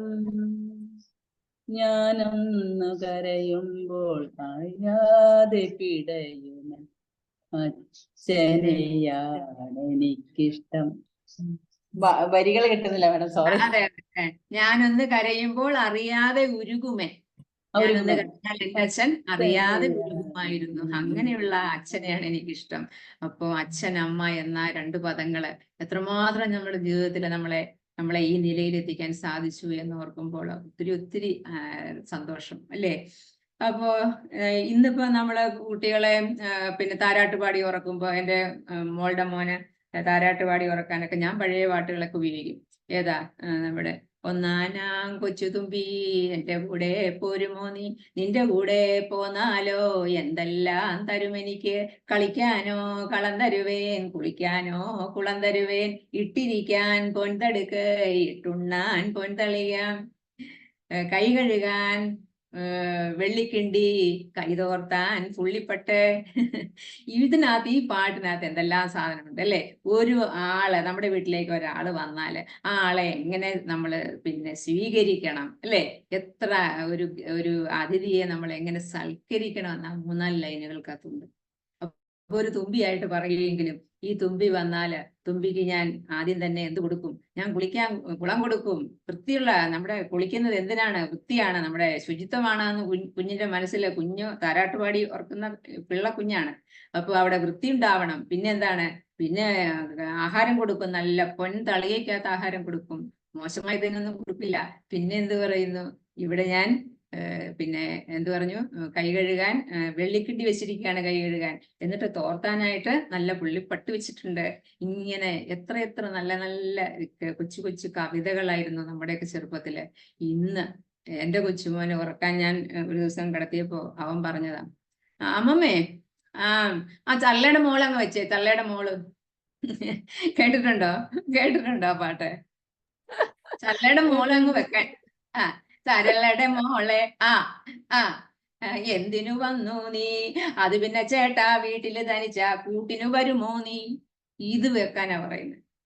ഒരു പ്രാവശ്യം ഈ പാട്ട് കേട്ടാ പിന്നെ പറയും, ഏത് നേരം പറയും ആ തള്ളയുടെ മോളെന്ന് വെച്ചേ, തള്ളയുടെ മോള്.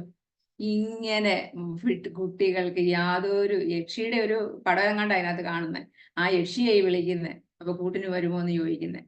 അങ്ങനെ കുഞ്ഞുങ്ങളുടെ മനസ്സിലൊക്കെ ഈ വേണ്ടാത്ത കാര്യങ്ങൾ ഒന്ന് കണ്ടാൽ അത് വീണ്ടും വീണ്ടും കാണാനുള്ള പ്രവണത, അതൊക്കെ നമ്മൾ മാറ്റിയെടുക്കേണ്ട അത്യാവശ്യമാണ്. ഇതുപോലെയുള്ള നല്ല നല്ല പിന്നെ അർത്ഥവത്തായ പാട്ടുകളൊക്കെ പാടി കുഞ്ഞുങ്ങളെ ഉറക്കാനും ഒക്കെ നമുക്ക് കഴിയണം.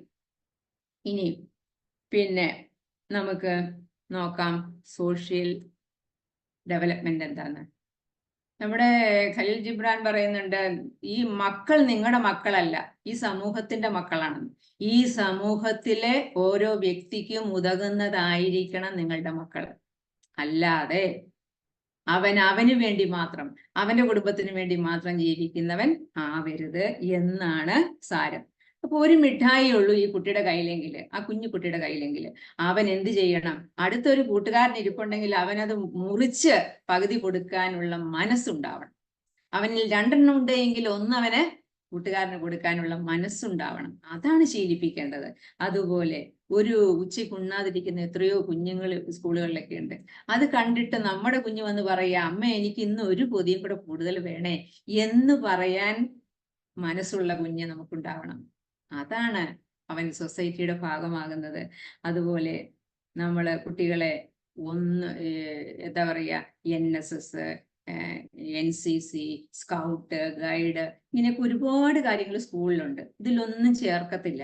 അവിടെയൊക്കെ ചേരുന്നതിലൂടെ കുഞ്ഞ് എന്ത് സൊസൈറ്റിയായിട്ട് സമൂഹവുമായിട്ട് എങ്ങനെ പെരുമാറണം, എങ്ങനെ അവരുടെ കാര്യങ്ങൾ, പിന്നെ അവർക്ക് എന്തെല്ലാം ബുദ്ധിമുട്ടുകളുണ്ട്, ഇതൊക്കെ അവൻ അറിയുകയാണ്. അപ്പൊ അവനെ ഇതിലൊന്നും ചേർക്കത്തില്ല. അയ്യോ അതിനൊക്കെ വിട്ടാ കുഴപ്പം, ട്യൂഷൻ ശരിയല്ലേ? അപ്പൊ ഇവിടെ നമ്മൾ ചെയ്യേണ്ടത് ഈ ഇപ്പൊ NSS എന്നൊക്കെ പറയുന്നതൊക്കെ എത്ര നല്ല ഐഡിയാസ് എന്നറിയോ? അതിന്റെ ആ പിന്നെ സ്വാഗത ഗാനം തന്നെ എത്ര ഭംഗിയാണ്. എന്താണ്? മനസ്സു നന്നാവട്ടെ, മതമേതെങ്കിലുമാകട്ടെ, മാനവഹൃത്തിൻ ചില്ലയിലെല്ലാം മകുകൾ വിരരട്ടെ, മനസ്സു നന്നാവട്ടെ. കണ്ടോ? അതൊക്കെ ആ 2-10 പ്രാവശ്യം പാടി കഴിയുമ്പോൾ പിള്ളേരുടെ മനസ്സ് നന്നാവും. അത്രയ്ക്ക് നല്ല പാട്ടുകള്, നല്ല പ്രവർത്തികള്, നല്ല പിന്നെ ഒരാഴ്ചത്തേക്കൊക്കെ ഇവർ പോയി താമസിച്ച് മറ്റുള്ളവന്റെ വിഷമതകളൊക്കെ മനസ്സിലാക്കാനുള്ള ഒരു സ്ഥലമാണ് ഈ NSS ഒക്കെ. അതൊക്കെ എല്ലാവരും അറിയണം. അവന്റെ ആ സോഷ്യൽ ബിഹേവിയർ തന്നെ മാറ്റിയെടുക്കാൻ നമുക്ക് സാധിക്കും. അപ്പോൾ നമ്മൾ ഈ പ്രകൃതിയുമായിട്ട് ഇന്നിപ്പോ ജൂൺ 5 വരുന്നു, പ്രകൃതി പരിസ്ഥിതി ദിനം വരുന്നു. പ്രകൃതിയെ സ്നേഹിക്കാൻ നമ്മുടെ കുഞ്ഞിനെ പഠിപ്പിക്കണം. എന്തിനു നമ്മളൊരു തൈ നടുന്നു, പിറ്റേ ദിവസം ആ തൈ തൊഴിച്ചു കളയുന്ന കുട്ടികളെ അത് മനസ്സിലാക്കണം. എന്തിനാണ് ഇത് നടന്നത്, അവന് വേണ്ടിയാണ് എന്നുള്ള ബോധം അവനിൽ ഉണ്ടാക്കിയെടുക്കാൻ നമുക്ക് സാധിക്കണം. അവിടെയാണ് നമ്മുടെ ഈ മോട്ടിവേഷൻ ക്ലാസ്സുകളൊക്കെ ചെന്നു ചേരേണ്ടത്. ഈ തൈ നിനക്ക് നാളെ ഉപകാരപ്പെടും, നിനക്ക് നാളെ പ്രാണവായു തരും, നിനക്ക് നാളെ പഴങ്ങൾ തരും. അല്ലാതെ ഈ മായം ചേർന്ന ഈ ഇമ്പോർട്ട് ചെയ്യുന്ന സാധനങ്ങളെല്ലാം കൊണ്ട് നമ്മുടെ കുഞ്ഞുങ്ങള് അല്ലെങ്കിൽ ഈ വിഷമെല്ലാം തിന്ന് നമ്മൾ കൂടുതൽ കൂടുതൽ ക്യാൻസറിലേക്കും ഒക്കെ പോകുമ്പോൾ അവരെ പറഞ്ഞു മനസ്സിലാക്കേണ്ട ഒരു കടമ നമുക്കുണ്ട്. അത് നമ്മൾ ചെയ്തിരിക്കണം. അപ്പൊ ഇവിടെ നമ്മൾ സ്പിരിച്വൽ കോഷ്യന്റ് എന്നും ഈ സോഷ്യൽ കോഷ്യന്റിന് പറയാറുണ്ട്. സ്പിരിച്വൽ കോഷ്യന്റ് നമുക്കറിയാം, നമ്മുടെ എന്തെല്ലാം പറഞ്ഞാലും, എത്ര ദൈവം ഇല്ല എന്ന് പറഞ്ഞാലും അവസാനം എൻ്റെ ദൈവമേ എന്ന് വിളിക്കുന്നവരേ ഉള്ളൂ ഇവിടെ, അല്ലേ? ഇപ്പം നമ്മൾ കുഞ്ഞുങ്ങളെ ആണെങ്കിലും ഇപ്പം ടേബിൾ പഠിപ്പിക്കുമ്പോൾ അല്ലെങ്കിൽ അഡീഷൻ ടേബിളൊക്കെ പഠിപ്പിക്കുമ്പോൾ ടീച്ചർ പഠിപ്പിച്ച ഒരു പാട്ട്, 1 1 2 ഒറ്റക്കാള വണ്ടി, 2 2 4 വണ്ടി കാലിൽ കേറി, 3 3 6 മുറ്റത്തൊരു കാറ്, 4 4 8 ആരു തരും സ്വത്ത്. ആരാ സ്വത്ത് തരുന്നെന്ന്? ആരായിരിക്കും? ബാങ്കുകാരാണോ? ആണോ? ബാങ്കുകാരാണോ സ്വത്ത് തരുന്നേ? ഉത്തരവെന്ന് പറഞ്ഞേ. ചുറ്റുപാടുകൾ എന്ന് പറയുമ്പോൾ അധ്യാപകര് പഠിപ്പിക്കുന്നല്ലേ? ആ. അധ്യാപകര് പഠിപ്പിച്ചിട്ട് സ്വത്ത് കൊടുക്കണം. വിദ്യാഭ്യാസം. നമുക്ക് ഒരു കാറ് മുറ്റത്ത് വരണം. ഈ കാറ് മുറ്റത്ത് വരണമെങ്കിൽ നമുക്കത് ആരാണ് അതിന്റെ സ്വത്ത് തരുന്നത്? അപ്പൊ അവസാനം കുഞ്ഞിന് സ്പിരിച്വാലിറ്റി ഉണ്ടാക്കണല്ലോ. അപ്പൊ ആ ലൈൻ എങ്ങനെയായെന്നറിയാവോ? ദൈവം തരും സ്വത്ത്. ഉണ്ടോ? 2 2 4 3 3 6 ഒക്കെ കൊച്ചു പഠിച്ചപ്പോ അതിനോടൊപ്പം എന്തും പഠിച്ചു. ദൈവമാണ് സ്വത്ത് തരുന്നത്. നമ്മൾ പഠിച്ച് മിടുക്കരാകുമ്പോൾ ദൈവമാണ് ഇതൊക്കെ തരുന്നത് എന്നുള്ളൊരു ചിന്ത കൂടി, ഒരു സ്പിരിച്വാലിറ്റി കൂടി നമുക്ക് ഉണ്ടാക്കിയെടുക്കാൻ കുഞ്ഞുങ്ങൾക്ക് ഇങ്ങനെയുള്ള ചെറിയ ചെറിയ ലൊടുക്ക് വിദ്യകളൊക്കെ സാധിക്കും, അല്ലേ? അപ്പൊ നമുക്ക് ഇപ്പൊ നമ്മൾ ഓർക്കേണ്ട ഒരു കാര്യം, ഇവിടെ ഇന്നിപ്പോ 1 മണിക്കൂറിൽ ഒരു കുട്ടി, 18 വയസ്സിൽ താഴെയുള്ള ഒരു കുട്ടി ആത്മഹത്യ ചെയ്യുന്നതാണ് കണക്ക്. എത്ര ഭയാനകമാണ്, എത്ര ഭീകരമാണെന്ന് ആലോചിച്ച് നോക്കി. 1 മണിക്കൂറിൽ 18 വയസ്സിൽ താഴെയുള്ള ഒരു കുട്ടി ആത്മഹത്യ ചെയ്യുന്നു. ഇവിടെ 8 മിനിറ്റിനുള്ളിൽ ഒരു കുട്ടി പിന്നെ നാട് വിടുന്നു, അല്ലെങ്കിൽ ഒളിച്ചോടുന്നു. 8 മിനിറ്റ് കൂടുമ്പോൾ ഒരു കുട്ടി ഒളിച്ചോടുന്നു. ഇവിടൊക്കെ സംഭവിക്കുന്നത് എന്താണെന്ന് നമ്മളൊന്ന് കൂലങ്കഷമായിട്ട് ചിന്തിച്ചാൽ, നമ്മുടെ സ്നേഹക്കുറവാണോ, നമ്മുടെ ലാളനയാണോ, നമ്മുടെ കെയറാണോ, എന്താണ് ഇവിടെ നഷ്ടമായത് കുഞ്ഞുങ്ങൾക്ക്? തീർച്ചയായും നമ്മൾ സ്നേഹിച്ചാൽ, നമ്മൾ പൂർണ്ണമായും അവരെ ചേർത്ത് പിടിച്ചാൽ, അവരുടെ വിഷമതകളിൽ നമ്മൾ അവരെ നെഞ്ചോട് ചേർത്താൽ അവരെങ്ങും പോവില്ല, അവർ ഒളിച്ചോടില്ല, അവർ ആത്മഹത്യ ചെയ്യില്ല. ആ സ്നേഹത്തിന്റെ കുറവ് കൊണ്ട് സംഭവിക്കുന്ന കാര്യങ്ങളെ ഈ ഒളിച്ചോട്ടമൊക്കെ ഉള്ളൂ. എല്ലാവർക്കും ഒരു എന്താ പറയുക, ഒരു നല്ല ദിവസമായിക്കൊണ്ട് നല്ല ചിന്തകൾ ഉണ്ടാവാൻ വേണ്ടി ഇച്ചിരി സങ്കടമുള്ള കാര്യം പറഞ്ഞതേ ഉള്ളൂ. അപ്പൊ ഇനി നമുക്ക് അടുത്ത ഇതിലേക്ക് നോക്കാം. കോഗ്നിറ്റീവ് ഡെവലപ്മെന്റ് ആണ്. ഇവിടെ നമ്മൾ ബേസിക് ആയിട്ടുള്ള, നേരത്തെ നമ്മൾ പറഞ്ഞ അക്ഷരം പഠിപ്പിക്കുക, അക്കങ്ങൾ പഠിപ്പിക്കുക, കൂട്ടാനും കുറയ്ക്കാനും പഠിപ്പിക്കുക, ഇതൊക്കെ ചെയ്തു കഴിഞ്ഞാൽ പിന്നെ അവൻ തന്നെ പഠിച്ചോളും ബാക്കി കാര്യങ്ങളൊക്കെ. പിന്നെ പുറകെ പോകേണ്ട കാര്യമില്ല. ഒരു 4 വയസ്സ് വരെ അവന് വേണ്ടുന്നത് കൊടുക്കുക.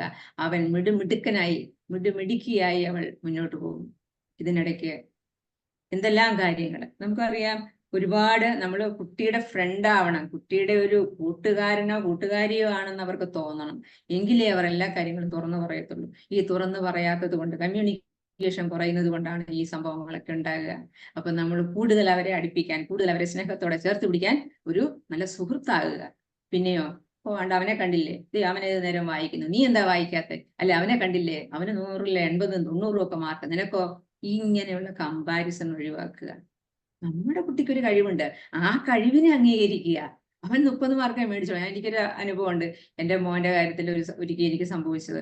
45 മാർക്കിൽ അബോവ് എപ്പോഴും മാത്സിന് മേടിക്കുന്ന ഒരാള് 8ാം ക്ലാസ്സിൽ പഠിക്കുമ്പോഴാണ് ഒരു ദിവസം വന്നിട്ട് പിന്നെ മാർക്ക് കിട്ടി അമ്മയെന്ന് പറഞ്ഞു വിഷമത്തോടെ പറയുന്നു. അപ്പൊ എത്ര കിട്ടിയെന്ന് ഞാൻ ചോദിച്ചിട്ട് തന്നെ ഇങ്ങ് പറഞ്ഞു, എനിക്ക് 35 മാർക്കേ ഉള്ളൂ.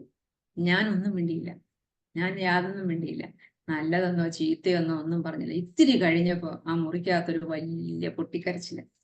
എൻ്റെ അമ്മേ, എൻ്റെ നെഞ്ചി തട്ടിപ്പോകുന്നു, എൻ്റെ അമ്മേ എന്നും പറഞ്ഞു കിടന്ന് വിളിക്കുക.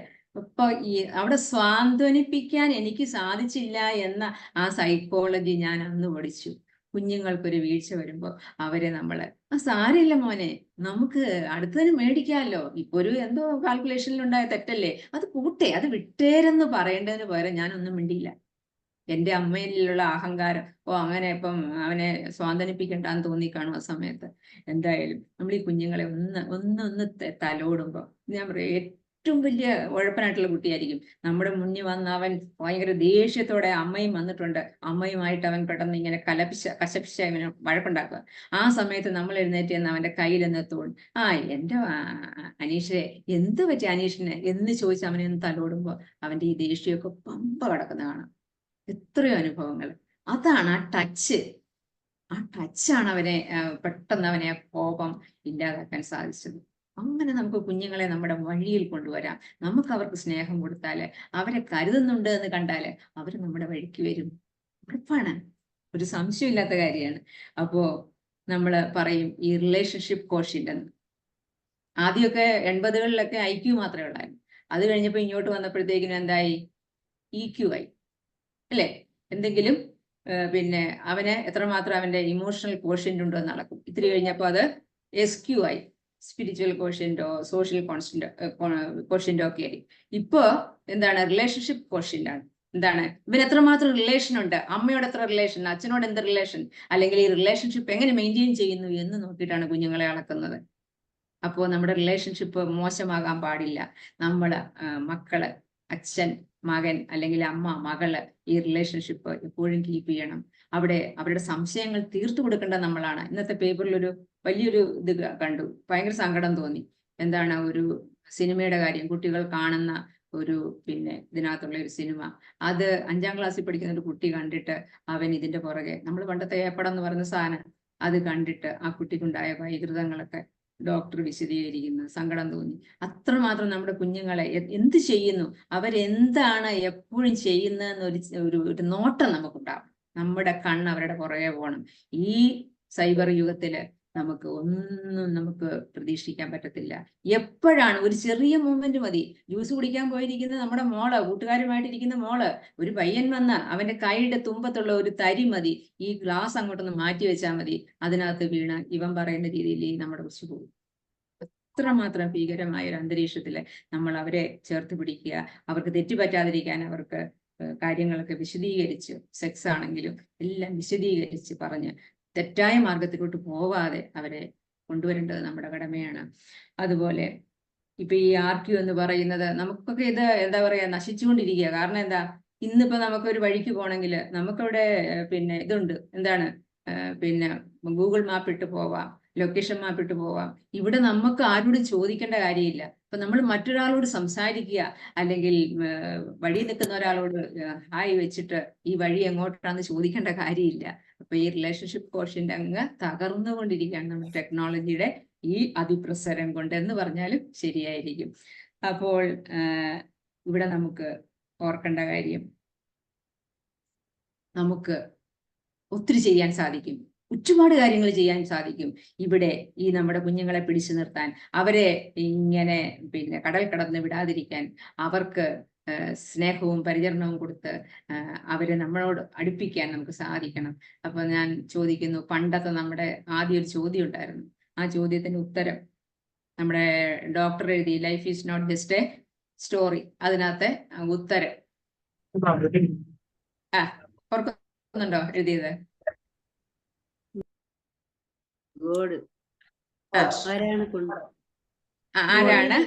ആരാണ് ഡോക്ടറെ അങ്ങോട്ട് എത്തിച്ചത്? ഉത്തരം എഴുതിയോ? ആരെങ്കിലും ഒക്കെ ഒന്ന് വായിക്കോ? ദൈവം. ഗോഡ്. ഓക്കെ, എല്ലാവരും ഗോഡാണോ എഴുതിയേ? മാറ്റമുണ്ടോ ആർക്കെങ്കിലും? ഗോഡല്ലാത്തൊരു ഉത്തരം കാണത്തില്ല അല്ലേ? തീർച്ചയായിട്ടും അങ്ങനെയാണ് നമ്മൾ ചിന്തിക്കുന്നത്. തീർച്ചയായും അങ്ങനെ ഒരു പിന്നെ പ്ലെയിൻ മിസ്സായതും, അവിടെ ചെന്നിറങ്ങിയപ്പോ ടാക്സി പിന്നെ എന്താണ് പണിമുടക്കായതും, ആ വലിയ ഘോരമഴയുണ്ടായതും, ആ വീട്ടിൽ മാത്രം വിളക്ക് കണ്ട് അങ്ങോട്ടേക്ക് കയറി ചെല്ലാൻ ഇടയായതും എല്ലാം ദൈവത്തിന്റെ കളികളാണ് എന്ന് നമ്മൾ പറയും. പക്ഷേ നമ്മുടെ ഡോക്ടർ ആ അവസാനത്തെ പേജില് എഴുതിയ ഒറ്റ വാക്ക് എന്തെന്നോ? ഈശ്വരൻ നല്ല എന്തായി? വിധി അല്ല, സ്നേഹം. കണ്ട ദൈവമായി ഒരു കുഞ്ഞുണ്ടാകുമ്പോൾ ആ കുഞ്ഞിനെ വേദന കൊണ്ട് പുളയുന്ന ഒരു മാതാവ് സന്തോഷത്തോടെ പക്ഷെ കണ്ണുനീർ ഒഴുക്കിക്കൊണ്ട് ആ കുഞ്ഞിനെ കാണുമ്പോൾ ഉണ്ടാകുന്ന ആ ആനന്ദം കീപ്പ് ചെയ്യുന്ന ഒരു വ്യക്തിയെ ഈ ലോകത്തുള്ളൂ. അമ്മ എന്നാണ് അദ്ദേഹം എഴുതിയത്. ആ അമ്മയുടെ പ്രാർത്ഥനയാണ്, ആ അമ്മയുടെ കണ്ണുനീരാണ്, ആ അമ്മയുടെ വാവിട്ടുള്ള കരച്ചിലാണ് എന്നെ അവിടെ എത്തിച്ചത്. അപ്പോൾ ഓർക്കുക, അത്രയും വലിയ ഒരു സർജൻ, ലോകം മുഴുവൻ അറിയുന്ന ഒരു സർജൻ അമ്മയാണ്. ഈ പാരിടത്തിൽ എന്നും എൻ്റെ ദൈവം എന്ന് നമ്മളെ കുഞ്ഞുങ്ങളെ പാടി പഠിപ്പിക്കുന്നു. അമ്മയെ മറന്നുമോ ഞാൻ ജീവനുള്ള കാലം. അപ്പോൾ അമ്മയാണ് ഈ പാരിടത്തിൽ എന്നും ദൈവം. ശരിയല്ലേ? അപ്പോൾ നമുക്ക് സ്നേഹം കൊടുത്ത്, ആവോളം സ്നേഹം കൊടുത്ത്, ആവോളം സ്നേഹം ചൊരിഞ്ഞ് നമ്മുടെ കുഞ്ഞുങ്ങളെ നമ്മളോട് അടുപ്പിക്കാനും അവന് സ്നേഹിക്കുന്നവനാക്കാനും, ഈ അച്ഛനമ്മമാരെ സ്നേഹിക്കുന്നവനാക്കാനും, ഈ സമൂഹത്തെ സ്നേഹിക്കുന്നവനാക്കാനും, അങ്ങനെ ഈ ലോകം മുഴുവൻ അവന്റെ സ്നേഹത്തിനുള്ളിൽ വരാൻ ഒരമ്മയ്ക്ക് കഴിയും. നമുക്കൊരു പേരന്റിന് അല്ലെങ്കിൽ ഒരു അച്ഛനും അമ്മയ്ക്കും ആ കുഞ്ഞിനെ, തന്റെ സ്വന്തം കുഞ്ഞിനെ ഈ ലോകത്തിലെ നല്ല മനുഷ്യനാക്കി വളർത്തുവാൻ സാധിക്കണം. അതിനായി ഈ അധ്യയന വർഷത്തിൽ ഇവിടെ ഇരിക്കുന്ന ഓരോ ഗ്രാൻഡ് പാരന്റിനും, ഇവിടെ ഇരിക്കുന്ന ഓരോ അച്ഛനമ്മമാർക്കും തന്റെ മക്കളെ നല്ല മനുഷ്യരാക്കി വളർത്തി ഈ ലോകത്തിന് ഉതകുന്ന കുഞ്ഞുങ്ങളാക്കി വളർത്താൻ സാധിക്കട്ടെ എന്ന പ്രാർത്ഥനയോടെ നന്ദി.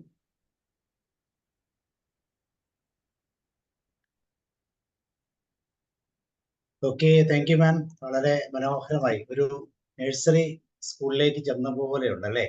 നമ്മുടെ പഴയ കുട്ടിക്കാലം എല്ലാം കൃത്യമായിട്ടൊന്ന് ഓർത്തു വയ്ക്കാൻ, അന്ന് പാടിയ പാട്ടുകൾ, ഇന്നും പ്രവേശനോത്സവം എന്നുള്ള ദിവസമായിരുന്നു ഇന്ന്. അപ്പൊ ഇന്നത്തെ ദിവസം കണ്ട കുട്ടിയോട് ചോദിച്ചപ്പം എനിക്ക് എന്തൊക്കെയാണ് കിട്ടിയത്, ആ കിട്ടിയതിന്റെ ലിസ്റ്റ് എല്ലാം എത്ര സന്തോഷത്തോടെയാണ് പറയുന്നത്. അങ്ങനെ ഒരു ഓർമ്മ നമ്മളിലേക്ക് കൊണ്ടുവന്നു. ടീച്ചർ പറഞ്ഞ പോലെ മനസ്സ് നന്നാകട്ടെ, ഇതൊരു വലിയൊരു മന്ത്രമാണ്. ഈ മന്ത്രം ആരുടെ മുമ്പിലും നമുക്ക് ഉരുവിട്ടുകൊണ്ട് നടക്കാം. മനസ്സ് നല്ലതല്ല, രീതികൾ നല്ലതല്ല, ചെയ്തികൾ നല്ലതല്ല എന്ന് തോന്നുന്ന ഏതൊരു വ്യക്തിയോടും ഈ മന്ത്രം നമുക്ക് ചൊല്ലാം, മനസ്സ് നന്നാകട്ടെ. ഇത്ര മതി, ഉടനെ ഒരു ട്രിഗർ ആയിക്കോളും. എന്റെ മനസ്സിൽ എന്താ കുഴപ്പം എന്ന് ചോദിക്കാൻ വീണ്ടും വീണ്ടും വീണ്ടും ഒരു സാധ്യത അവിടെ ഉണ്ടാകുന്നു എന്നുള്ളതാണ്. പിന്നെ പരിസ്ഥിതിയുടെ ദിവസം ജൂൺ 5 കടന്നു വരികയാണ്. ഇപ്പൊ നമ്മൾ ഈ പ്രോഗ്രാം നടത്തുന്നതിന്റെ ഏറ്റവും പ്രധാനപ്പെട്ട ഒരു കാരണം എന്ന് വെച്ചാൽ യൂണിവേഴ്സിറ്റി ഓഫ് തേർഡ് ഏജ്, തലമുറകളുടെ അകലം കുറയ്ക്കാൻ. പുതിയ തലമുറ, ആ തലമുറയ്ക്ക് ഏറ്റവും നല്ല അറിവുകൾ പഴയ തലമുറ. ഇപ്പം ശോഭന മാം എത്രയൊക്കെ കാര്യങ്ങളാണ് പഴയതിന്റെ ആ യഥാർത്ഥ സത്തയുള്ള കാര്യങ്ങൾ പറഞ്ഞത്. എന്നാൽ ഇന്നത്തെ പുതിയ സംസ്കാരത്തിൽ കുട്ടികൾക്ക് കിട്ടുന്നത് ഒരു ഫാന്റസി വേൾഡാണ്. ഒരിക്കലും പരിചയപ്പെടാനോ ഗുണകരമായി ഉപയോഗിക്കാനോ പറ്റാത്ത ഒരു ഫാന്റസി വേൾഡിലേക്കാണ് ഇന്ന് കുട്ടി. അതുകൊണ്ടാണ് ഇന്ന് പലപ്പോഴും കുട്ടികൾക്ക് ഒത്തിരിയും സ്വഭാവ വൈകല്യങ്ങളും പഠന വൈകല്യങ്ങളും ഒക്കെ ഉണ്ടാകുന്നത്. കാരണം അവർ വരുന്നത് തന്നെ വലിയൊരു ഫാന്റസി ലോകത്തിലേക്കാണ്. എന്നാൽ അതിൽ നിന്ന് മാറി നമ്മുടെ കുട്ടിക്കാലത്തുള്ള ആ ഈരടികളിലേക്ക് കടന്നു വരുമ്പോൾ ഉണ്ടാകുന്ന മാറ്റങ്ങൾ പറഞ്ഞു. പരിസ്ഥിതി സംരക്ഷണം നമ്മൾ ഒത്തിരി ചെടികൾ നട്ടിട്ടുണ്ട്. പക്ഷെ ഈ നട്ട ചെടികളിൽ നിന്ന് ഒരു പൂവോ ഒരു കായോ കൃത്യമായിട്ട് മുളപ്പിച്ച് കാണാനുള്ള ഒരു ഭാഗ്യം നമുക്ക് ഉണ്ടായിട്ടില്ല. അങ്ങനെ ഉണ്ടായിട്ടുണ്ടെങ്കിൽ ഇപ്പോഴും നമ്മൾ ആ ചെടിയെ സംരക്ഷിക്കാൻ നമ്മൾ ശ്രമിക്കും. അപ്പൊ അങ്ങനെയുള്ള ചില പരിമിതികളുടെ മുൻപിൽ നിൽക്കുമ്പോഴാണ് ഈ ക്ലാസിന്റെ ആ പ്രസക്തി നമ്മൾ മനസ്സിലാക്കുന്നത്. നമ്മളെല്ലാവരും ഒരിക്കൽ കൂടി കുട്ടികളായി എന്ന് വേണം പറയാൻ. താങ്ക് യു ശോഭന മാം, വളരെ സന്തോഷം. യൂണിവേഴ്സിറ്റി ഓഫ് തേർഡ് ഏജിന്റെ ഭാഗമായിട്ട് പ്രവേശന ഉത്സവം, ശരിക്കും ഇതൊരു പ്രവേശന ഉത്സവം തന്നെയാണ്. കാരണം നമ്മളെല്ലാവരും കുറെ പാഠങ്ങൾ പഠിച്ചു. ഒരു മാതാപിതാക്കൾ എന്ന നിലയിൽ നിന്നിട്ട് എന്തൊക്കെയാണ് നമ്മൾ ചെയ്തു കൂട്ടുന്ന ശരിക്കും പറഞ്ഞ വൃത്തികേടുകൾ എന്ന് നമ്മൾ ചിന്തിക്കണം. മാം എന്നൊരു എക്സാമ്പിൾ പറഞ്ഞു. വേണ്ട രീതിയിൽ ഒന്ന് തട്ടി ആശ്വസിപ്പിക്കുന്നതിന് പകരം അവിടെ ഒരു ചെറിയ അഹങ്കാരം, എനിക്കിപ്പോ എന്താ, നിനക്ക് ഇങ്ങനെ തന്നെ വരട്ടെ എന്ന് വേണമെങ്കിൽ പലപ്പോഴും ചോദിക്കുന്ന ഒരു മനസ്ഥിതിയിലേക്ക് നമ്മൾ പോകും. കുട്ടികളായിരുന്നുകൊണ്ട് നമുക്ക് എന്തൊക്കെ ചെയ്യണം, ഇതെല്ലാം നല്ലൊരു ഓർമ്മയിലൂടെ കടന്നുപോയി. ഫിസിക്കലും ഇമോഷണലും സോഷ്യലും അങ്ങനെയുള്ള പല തലങ്ങളിലൂടെ നമുക്ക് നമ്മുടെ കുട്ടികൾക്ക് ഏറ്റവും ചെറിയ തലമുറയ്ക്ക് പകർന്നു കൊടുക്കാനുള്ള അറിവുകളെല്ലാം കുത്തി നിറച്ച ഒരു വലിയ സമൂഹമാണ് ഈ ഗോൾഡൻ ഏജ്. ആ ഗോൾഡൻ ഏജിനെ കൃത്യമായിട്ട് ഉപയോഗിക്കാൻ സാധിച്ചു എന്ന് തീർച്ചയായിട്ടും സന്തോഷിക്കാം. Thank you ma'am once again. നമുക്ക് ഷെയറിംഗിലേക്ക് പോവാം. യെസ്, ലക്ഷ്മൺ സാർ ഒന്ന് സ്റ്റാർട്ട് ചെയ്യും.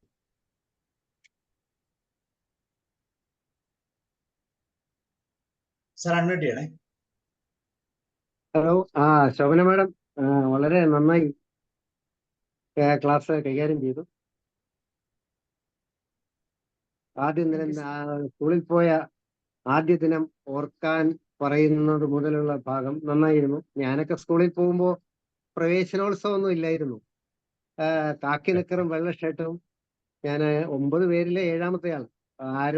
ആരും കൊണ്ടാക്കാനോ അമ്മ മുത്തം തരാനോ അങ്ങനെയൊന്നുമില്ല. പോടാ സ്കൂളിലേക്ക് എന്ന് പറഞ്ഞ് പായിലാണ് കിടക്കുന്നത്.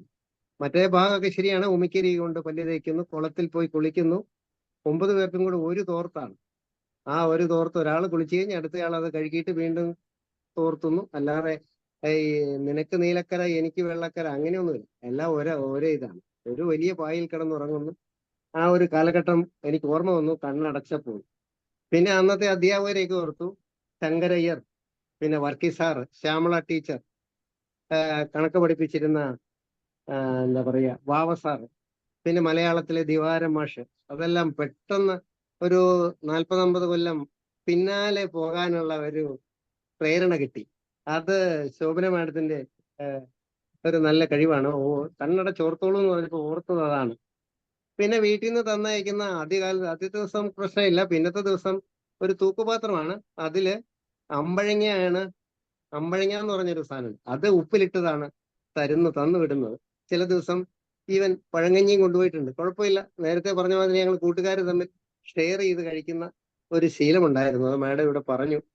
ഒരു പേരയ്ക്ക കിട്ടിയാലും അത് എല്ലാവരും മുറിച്ചിട്ട്, അല്ലെങ്കിൽ ഒരു മാങ്ങ കിട്ടിയാലും ഞങ്ങളൊരു കല്ലെടുത്ത് വെച്ച് ഇടിച്ച് പൊടിച്ച് അങ്ങനെ ഷെയർ ചെയ്ത് കഴിക്കുന്ന ഒരു കാലഘട്ടത്തെ പിന്നെ ശോഭന മാഡം ഓർമ്മിപ്പിച്ചു. അത് വളരെ നന്നായി. പിന്നെ അന്നത്തെയും സാഹചര്യം, ഇന്നിപ്പോ ഒരു എന്താ പറയുക, ശമ്പളത്തോടുള്ള ഒരു കാര്യമാണ് പറയുന്നത്. ഇന്നിപ്പോ ഒരു ഡെയിലി വേജുകാരന് 1000-1200 രൂപ കിട്ടുന്നു. ഒരു അധ്യാപകൻ അല്ലെ അധ്യാപികയ്ക്ക് ഒരു ദിവസം 1000 പോലും കിട്ടുന്നില്ല, അല്ലെ 30,000 രൂപ പോലും ശമ്പളം കൊടുക്കാൻ ആൾക്കാർ ബുദ്ധിമുട്ടുന്നു. അല്ലെങ്കിൽ ലക്ഷക്കണക്കിന് രൂപ മുടക്കി ജോലി സമ്പാദിച്ച് പിന്നെ ആ ഒരു കാര്യം നന്നായി അങ്ങനെ പറഞ്ഞു വന്ന്. പിന്നെ മലയാളത്തോടുള്ള പുച്ഛം, അതും ശോഭന മാഡം നന്നായി അവതരിപ്പിച്ചു. അത് നമ്മുടെ കുഞ്ഞുണ്ണി മാഷ കവിത ഓർമ്മ വന്നു. 6 മലയാളിക്ക് 100 മലയാളം, അരമലയാളിക്കും 1 മലയാളം, ഒരു മലയാളിക്കും മലയാളമില്ല. അപ്പൊ ആ മലയാളത്തോടുള്ള അവജ്ഞ, അല്ലെങ്കിൽ അത് പുച്ഛം. വേറൊരു വിദ്വാൻ ഇങ്ങനെ ജനിക്കും നിമിഷം തൊട്ടൻ മകൻ ഇംഗ്ലീഷ് പഠിക്കണം, അതിനായി ഭാര്യ തൻ പേരങ്ങ് ഇംഗ്ലണ്ടിലാക്കി. ഞാൻ നേരത്തെ തന്നെ ഇംഗ്ലീഷ് പഠിക്കാൻ വേണ്ടി ഗർഭിണിയായ ഭാര്യയെ ഇംഗ്ലണ്ടിലാക്കി. കുട്ടി ജനിക്കുമ്പോഴേ ഇംഗ്ലീഷിൽ കരയണം. അപ്പൊ ആ ഒരു രീതി, സംസ്കാരം, അതിന്റെ കാര്യങ്ങൾ നന്നായി അവതരിപ്പിച്ചു. പിന്നെ ആൾക്കാർ അല്ലെങ്കിൽ +2 ആകുമ്പോഴേ കുട്ടികളെ തള്ളിവിടുന്നു അന്യരാജ്യത്തേക്ക്. ഇവിടെ നല്ല സാധ്യതകളുണ്ട്. നമ്മൾ തന്നെ 5 ദിവസത്തെ പ്രോഗ്രാം നടത്തിയിരുന്നത് സാബു സാറിനൊക്കെ അറിയാമല്ലോ. സാബു സാർ തന്നെയാണ് അത് മുൻകൈ എടുത്തത്. എന്ത് ചെയ്യണം, +2 കഴിഞ്ഞാൽ ഇങ്ങനെ ചാടി കയറി പുറത്തൊന്നും പോകണ്ട എന്നുള്ള രീതിയിൽ കുറേയധികം ആ ഗ്രൂപ്പ്, അല്ലെ നമ്മുടെ 4 യൂണിറ്റുകൾ അടങ്ങുന്ന ഗ്രൂപ്പ് വേണ്ട രീതിയിലുള്ള പ്രകാശം കുട്ടികൾക്ക് കൊടുത്തിരുന്നു. പിന്നെ മാഡം പറഞ്ഞു വന്ന ആ വൈറ്റമിൻ, അല്ലെങ്കിൽ ആ മീനിന്റെ കാര്യം, ഭക്ഷണത്തിന്റെ കാര്യം, എക്സർസൈസ് ഇല്ല എന്നുള്ള കാര്യം വളരെ ശരിയാണ്. 4 മണി കഴിഞ്ഞു വന്നാൽ ഞങ്ങളൊക്കെ ആണെങ്കിൽ പോയി കളിയെല്ലാം കഴിഞ്ഞ് വട്ട് കളിച്ച്, എന്താണ്, കുട്ടിയും കോലും കളിച്ച് മരത്തിന് മേലെ കയറി സന്ധ്യയാകുമ്പോൾ വന്ന് ലേശം നാമം ജപിച്ച് പിന്നെയാണ് പഠനം തുടങ്ങുന്നത്. ഇപ്പൊ അതില്ല. അപ്പോഴേ നേരത്തെ ഇപ്പൊ പറഞ്ഞല്ലോ, ട്യൂഷൻ, എല്ലാത്തിനും വേറെ tuition, Malayalam tuition, English tuition, Hindi tuition, എല്ലാത്തിനും 1ാം ക്ലാസ് മുതലേ ട്യൂഷൻ ഏർപ്പാടാക്കുകയാണ്. എന്താണ്, എല്ലാവർക്കും A+ നേടണം, അല്ലെങ്കിൽ എന്താ ഫുൾ A+, അതിനു വേണ്ടിയുള്ള മൽപ്പിടുത്തമാണ്. അപ്പോൾ ആ ഒരു സോഷ്യൽ എന്താ പറയാ, ബിഹേവിയറിലുള്ള ഒരു ചീത്തയാവലെ പറ്റി പറഞ്ഞു. അപ്പം അതിന്റെ മനസ്സ് നന്നാവണം എന്നുള്ള ഭാഗം പറഞ്ഞു. എനിക്ക് വളരെ ഇഷ്ടപ്പെട്ടു. പിന്നെ കോഗ്നിറ്റീവ് ഡെവലപ്മെന്റിനെ പറ്റി പറഞ്ഞു. പിന്നെ വാത്സല്യത്തിന്റെ സ്പർശം ആവശ്യമാണെന്ന് പറഞ്ഞു. അത് അപ്പുറം IQ ആയിരുന്നു ആദ്യം, ഇപ്പൊ EQ ആണ്. വീണ്ടും മാറി വന്ന SQ, RQ ആണ് ഇപ്പൊ, റിലേഷൻഷിപ്പ് കോഎഫിഷ്യന്റ്. ആ രീതിയിലേക്ക് വന്നു. ടെക്നോളജിയുടെ അതിപ്രസരത്തെ പറ്റി പറഞ്ഞു. എല്ലാം വളരെ വളരെ വളരെ വിജ്ഞാനപ്രദവും പലതും ഉൾക്കാഴ്ച നൽകുന്നതുമായി കുട്ടികൾക്കും മുതിർന്നവർക്കും നമ്മളെ പോലുള്ളവർക്കും എല്ലാവർക്കും വളരെ ആശയപരമായി യോജിക്കാൻ പറ്റുന്ന രീതിയിൽ അത് ടീച്ചർ അവതരിപ്പിച്ചു. വളരെ വളരെ വളരെ സന്തോഷം. Thank you sir. Thank you sir. ഒരു ന്യൂ ജനറേഷൻ അമ്മ നമുക്ക് അനുവിന്ദ സംസാരിക്കും. Thank you Sabu sir. ഞാനൊരു ന്യൂജൻ അമ്മയൊന്നുമല്ല. കണ്ടിട്ട് ശോഭന അങ്ങനെ തോന്നുന്നു. മാമിന് ശോഭന അല്ല, മാമിന് ഞങ്ങളുടെ ഞാൻ ജനറേഷനിൽ വ്യത്യാസം ഉണ്ടെന്ന് അർത്ഥമുള്ളൂ. ഞങ്ങളുടെ അത്രേ ഉള്ളൂ. ജനറേഷനിൽ വ്യത്യാസം ഉണ്ടെന്ന് അർത്ഥമുള്ളൂ. മറ്റർത്ഥങ്ങളൊന്നും കാണണ്ട. ശോഭന മാമിനെ ഞാൻ ആദ്യമായിട്ട് കാണുന്നത് ഒരു സ്റ്റേജ് വാർത്ത വെച്ചിട്ടാണ്. മാഡം ഒരു ലാസ്റ്റ് 10 കോണ്ടസ്റ്റൻസിൽ സെലക്ട് ചെയ്ത വ്യക്തിയായിരുന്നു. അപ്പോൾ അവിടെയുള്ള പെർഫോമൻസ് ആണ് ഞാൻ ആദ്യം കാണുന്നത്. മാഡം ടോട്ട്സിൽ വരുന്നതിനും മുന്നേ ആയിരുന്നു അത്. അതിനുശേഷമാണ് മാഡം ടോട്ട്സിൽ വരുന്നത്. അപ്പൊ അന്നത്തെ സെഷനിൽ മാഡം ഒരു മാഡത്തിന്റെ സ്ക്രീനിൽ തന്നെ സൈഡിൽ ഇങ്ങനെ PPT വരുന്ന വിധത്തിലായിരുന്നു മാഡത്തിന്റെ PPT അന്ന്. അത് ഞാൻ വളരെ ഇൻട്രസ്റ്റിംഗ് ആയിട്ട് നോട്ട് ചെയ്ത ഒരു കാര്യമായിരുന്നു. അതായത് നമ്മൾ കാണുന്ന പോലെ PPT ഇല്ല, പക്ഷെ മാഡത്തിന്റെ സ്ക്രീനിൽ തന്നെ അതിങ്ങനെ തെളിഞ്ഞു കാണുമായിരുന്നു. അപ്പൊ ഞാൻ വിചാരിച്ചിട്ടുണ്ടായിരുന്നു, ഭയങ്കര സംഭവമാണല്ലോ ഇത് എന്നുള്ള രീതിയിൽ ഞാൻ അന്നേ ഭയങ്കര ഇംപ്രസ്ഡ് ആയിട്ടുണ്ടായിരുന്നു മാഡത്തിനെ പറ്റി. ഇന്ന് വളരെ മനോഹരമായിട്ടുള്ള ഒരു സെഷൻ കേൾക്കാൻ സാധിച്ചു, പാരന്റിങ് സൈക്കോളജി എന്ന സബ്ജക്റ്റിനെ പറ്റിയിട്ട്. അപ്പോൾ സാബു സാറിന്റെ ഹെൽപ്പോട് കൂടി മാഡം നല്ല ഭംഗിയുള്ള ഒരു PPT തന്നെയാണ് തയ്യാറാക്കിയിട്ടുണ്ടായിരുന്നത്. നല്ല പിക്ചേഴ്സ് ആയിരുന്നു. അപ്പൊ അതിൽ ഒരുപാട് എടുത്തു പറയാനുള്ളത് ഒരുപാട് ഓർമ്മകളിലേക്ക് കൊണ്ടുപോയി എന്നുള്ളതാണ്. അപ്പോൾ മുഖ്യമന്ത്രി പിണറായി വിജയൻ പഠിച്ച പ്രാഥമിക വിദ്യാലയത്തിലാണ് ഞാൻ എൻ്റെ പ്രാഥമിക വിദ്യാഭ്യാസം സ്റ്റാർട്ട് ചെയ്തത്, ശാരദ വിലാസം LP സ്കൂള്. അപ്പൊ അവിടെ എൻ്റെ വിമല ടീച്ചറെ ഓർത്തുകൊണ്ട്, എൻ്റെ 1ാം ക്ലാസ്സിലെ ടീച്ചറായിരുന്നു, ഓർത്തുകൊണ്ടാണ് ഈ സെഷൻ ആരംഭിച്ചത്. വളരെ മനോഹരമായിട്ടാണ് മാഡം അത് ഡിസ്ക്രൈബ് ചെയ്തത്. നമ്മളുടെ ഉടുപ്പിന്റെ മണവും അതൊക്കെ ഫീൽ ചെയ്തു എന്നുള്ളതാണ്. പിന്നെ അതേപോലെ ഒരുപാട് പാട്ടുകൾ. ഇപ്പൊ രാവിലെ അമ്മ കുളിപ്പിക്കും, രാവിലെ അമ്മ കുളിപ്പിക്കും, പുത്തനുടുപ്പുകൾ ഇടുവിക്കും, പുസ്തക സഞ്ചിയെടുപ്പിക്കും, ഉമ്മയൊരായിരം ഉന്നിച്ചൻ കവിളിൽ തന്നു ചിരിപ്പിക്കും. അപ്പൊ അത്രയും നല്ല ഓർമ്മകളിലേക്ക് കൊണ്ടുപോയി. പിന്നെ അതേപോലെ തന്നെ ഞാൻ NSS വളണ്ടിയർ ആയിരുന്നു.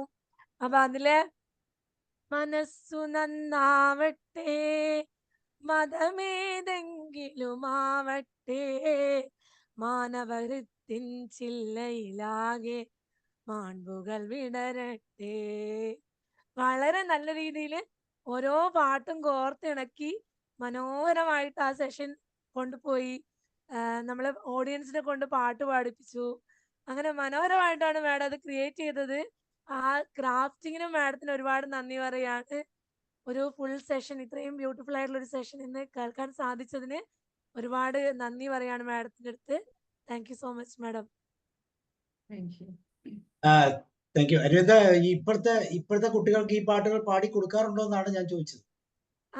ഉണ്ട്. Thank you.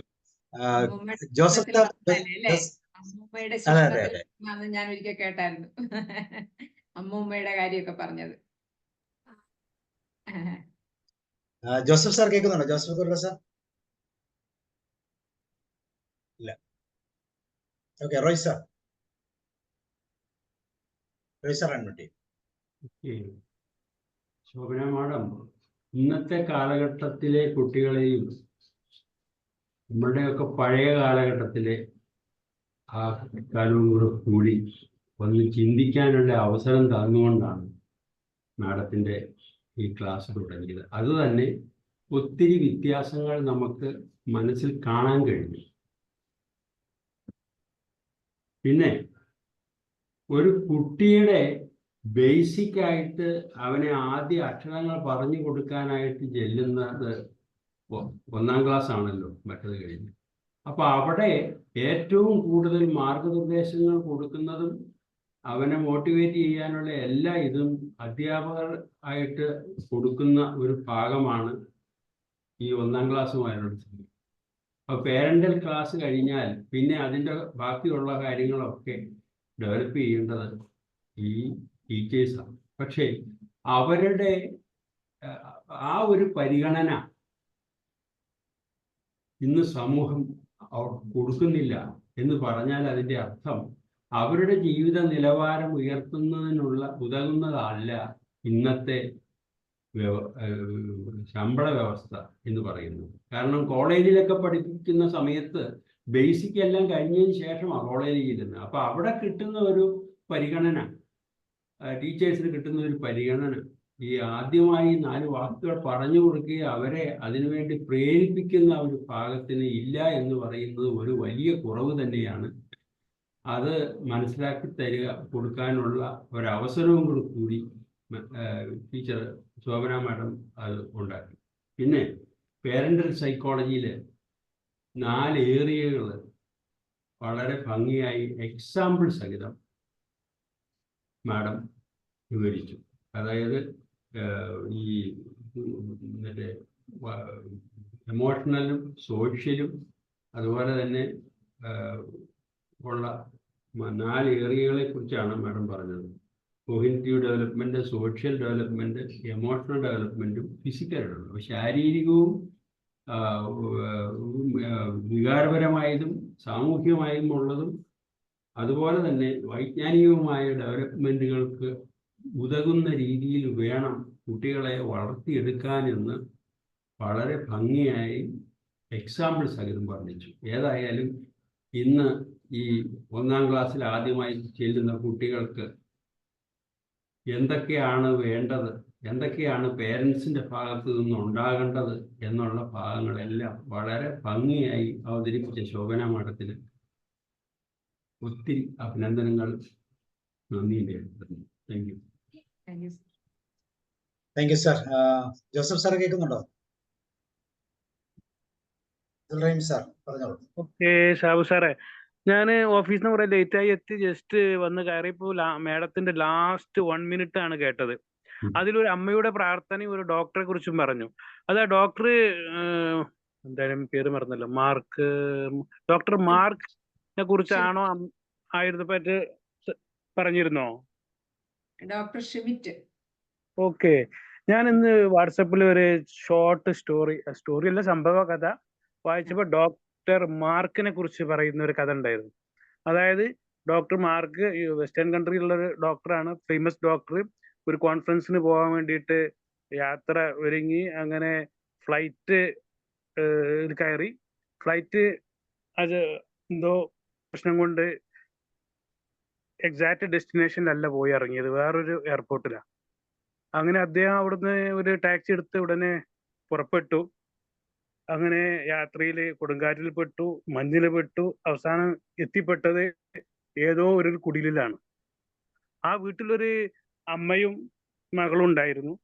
ആ അമ്മ പ്രാർത്ഥിച്ചുകൊണ്ടിരിക്കുകയായിരുന്നു. ഈ കുട്ടി എന്താ ക്യാൻസർ ഉള്ള ഒരു കുട്ടിയായിരുന്നു.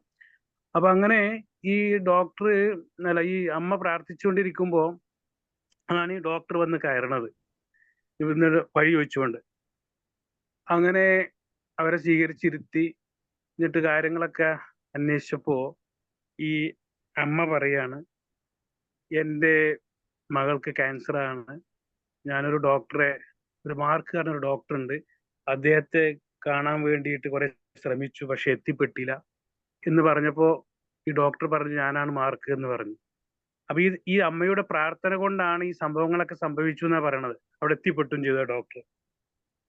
അതുപോലെ തന്നെ അമ്മയുടെ പ്രാർത്ഥനന്റെ വേറൊരു കഥ അപ്പൊ എനിക്ക് മനസ്സിലായത്, ഇപ്പൊ ഈ ഇടയായിട്ട് സൗദി അറേബ്യയില് ഒരു ആള് 18 വർഷമായിട്ട് ജയിലിൽ ഉണ്ടായിരുന്നു. എന്തോ റഹീം എന്നാണ് അദ്ദേഹത്തിന്റെ പേര്. അദ്ദേഹത്തിന് വേണ്ടി അയാളെ ലാസ്റ്റ് വിത്തിൻ 1 വീക്കിന്റെ ഉള്ളിൽ അദ്ദേഹത്തെ കൊല ചെയ്യാൻ പോവുകയായിരുന്നു, അയാളെ തെറ്റുകൊണ്ട്. നിരപരാധിയാണെന്ന് മനസ്സിലാക്കിക്കൊണ്ട് ആളുകള് ഒരു അമ്മയുടെ പ്രാർത്ഥന കേട്ടുകൊണ്ട് ആളുകളെ 2 വീക്സ് കൊണ്ട് 34 crore rupees സംഘടിപ്പിക്കുകയും അയാളെ മോചിപ്പിക്കാൻ വേണ്ടിയുള്ള ശ്രമങ്ങൾ നടത്തുകയും ചെയ്തു എന്നുകൊണ്ട് കുറെ വാട്സപ്പും കുറെ യൂട്യൂബിലൊക്കെ തന്നെ ആ കഥകൾ കാണാൻ പറ്റും. അപ്പൊ അമ്മയുടെ പ്രാർത്ഥനക്ക് അത്രയും വിലയുണ്ട് എന്നുള്ളതാണ് മനസ്സിലാകുന്നത്. ഈ 2 കഥകളാണ് എനിക്ക് ഓർമ്മ വന്നത്.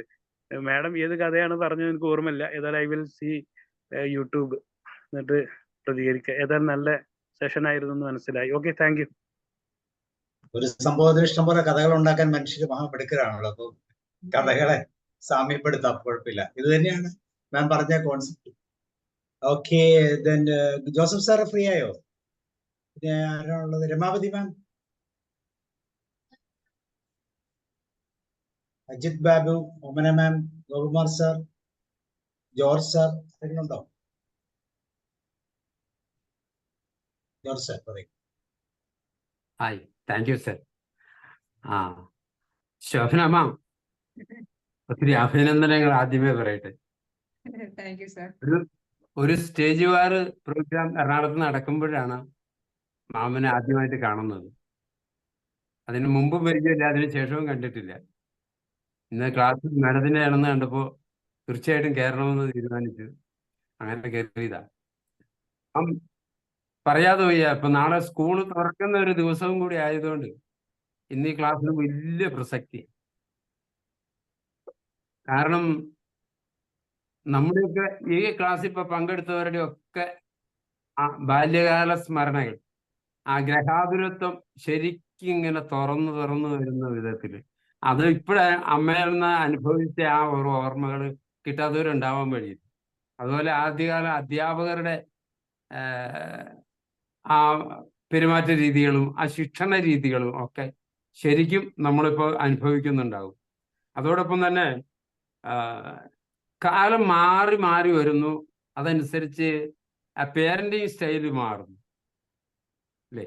പണ്ടത്തെ പവിത്രമായ ആ പേരന്റിങ് സ്റ്റൈലൊന്നും മാറിയിട്ട് ഇപ്പോൾ ഫാഷനബിൾ ആയിട്ടുള്ള ഒരു പേരന്റിങ് സ്റ്റൈലിലേക്ക് ലോകം മാറുക, നിർബന്ധിക്കപ്പെടുക, ആർക്കും മാറി നിൽക്കാൻ പറ്റാത്ത വിധത്തിലുള്ള ഒരു സ്ഥിതി. അതൊക്കെ ശരിക്കും സമ്മിശ്രമായി തന്നെ മാഡം അവതരിപ്പിച്ചതിനെന്ന് എനിക്ക് തോന്നി. ഒത്തിരി സന്തോഷമുണ്ട്, ഒത്തിരി നന്ദിയുണ്ട്. മാഡത്തിന് എല്ലാ ആശംസകളും അറിയിച്ചുകൊണ്ട് നിർത്തുന്നു. Thank you so much.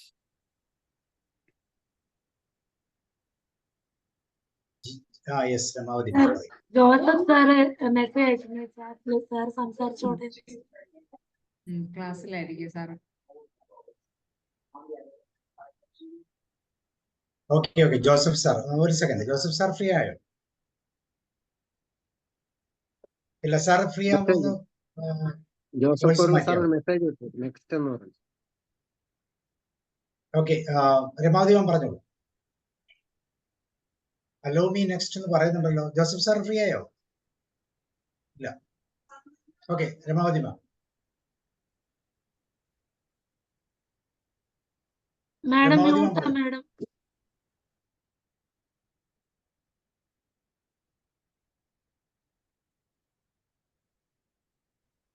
Mute മാറിയില്ല. മ്യൂട്ടാവുന്നില്ല. മ്യൂട്ട് മാറി. മാം നമസ്കാരം. സാബു സാർ, സാബു സാറിനെ എപ്പോഴും ഓർമ്മിക്കും. ആര് ക്ലാസ് എടുത്താലും സാബു സാറിനെ ഓർമ്മിക്കും. കാരണം വ്യത്യസ്തതയാണല്ലോ.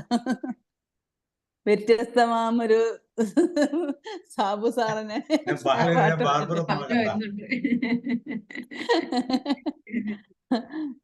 മാം ആദ്യം നമ്മളെ കൊണ്ടുചെന്ന് എത്തിച്ചത് പഴയ കാലത്തിലേക്കാണ്. അപ്പം മാം പറഞ്ഞ പോലെ ഒരുപാട് കാര്യങ്ങൾ മാം ഓർമ്മിക്കാൻ വേണ്ടിട്ട്, അതില് സ്ലേറ്റ് ഒക്കെ മായ്ക്കുന്ന ഒരു വെള്ളത്തണ്ട് എന്ന് പറഞ്ഞിട്ടുള്ള ഒരു ഇലയുണ്ടാവും. അത് ആ വെള്ളത്തണ്ട് ഇങ്ങനെ ഒരു മഷിയെല്ലാം കൊണ്ടുപോയിട്ട്, പിന്നെ ഈ നമ്മള് പെന്ന് മഷിപ്പെന്നാണല്ലോ, മഷിപ്പെന്ന് ഇങ്ങനെ തിരിച്ചിട്ടാ കടം ചോദിക്കല്. പെന്നില് മഷി ഒരു 5 തുള്ളി മഷി തരുമെന്ന് തീർന്നു പോയാല് അങ്ങനെയുള്ള എന്നൊന്ന് ഫോൺ എടുക്കണം. അപ്പൊ അങ്ങനെയുള്ള കാലമൊക്കെ ഉണ്ടായിരുന്നു. അപ്പൊ കൊടയില്ലാത്തവര് പിന്നെ ഈ വലിയ താളിന്റെ ഇതൊക്കെ എടുത്തിട്ട് ഇങ്ങനെ കൊടക്ക് പകരം പോകുന്ന കാലം, അങ്ങനെയുള്ള കാലമെല്ലാം ഉണ്ടായിരുന്നു. അപ്പം പിന്നെ ഈ പുത്തനെടുപ്പൊക്കെ സാധാരണയായിട്ട് ഭാഗ്യത്തിന് കിട്ടിപ്പോകുന്നതാണ് എല്ലാവർക്കും. പാവങ്ങളാണെങ്കിലും കുട്ടികൾ വാശി പിടിക്കുമ്പോ പുത്തനെടുപ്പ്, അതിന്റെ മണം, പിന്നെ പൂക്കളെല്ലാം ചൂടിയിട്ടാ പോലെ. ഇപ്പോഴത്തെ കുട്ടികൾക്ക് പൂക്കളിനോടൊന്നും എന്ത് കമ്പമില്ല. പണ്ടെല്ലാം പൂക്കള് വീട്ടിലുണ്ടെങ്കിൽ അതൊക്കെ ചൂടിയിട്ടാ പോവാ. അങ്ങനെ പഴയ കാലത്തിലേക്ക് എത്തിച്ചു. അതുപോലെ പച്ചമാങ്ങ ഉപ്പും കൂട്ടിയത്, ഇതെല്ലാം നമ്മളെ ബാഗിൽ ഉണ്ടാവും. മറ്റേ എക്ലെയർ ഒന്നും ഉണ്ടാവില്ല, അതുപോലെ ബാറമുട്ടായി ഒന്നും ഉണ്ടാവില്ല. ഈ പുളിങ്കുരു ചുട്ടത്, പച്ചമാങ്ങ ഉപ്പും കൂട്ടിയത്, ഇങ്ങനെയുള്ള സാധനങ്ങളാണ് ബാഗിലൊക്കെ അല്ലെങ്കിൽ ഇൻസ്ട്രുമെന്റ് ബോക്സിൽ ഉണ്ടാവുക.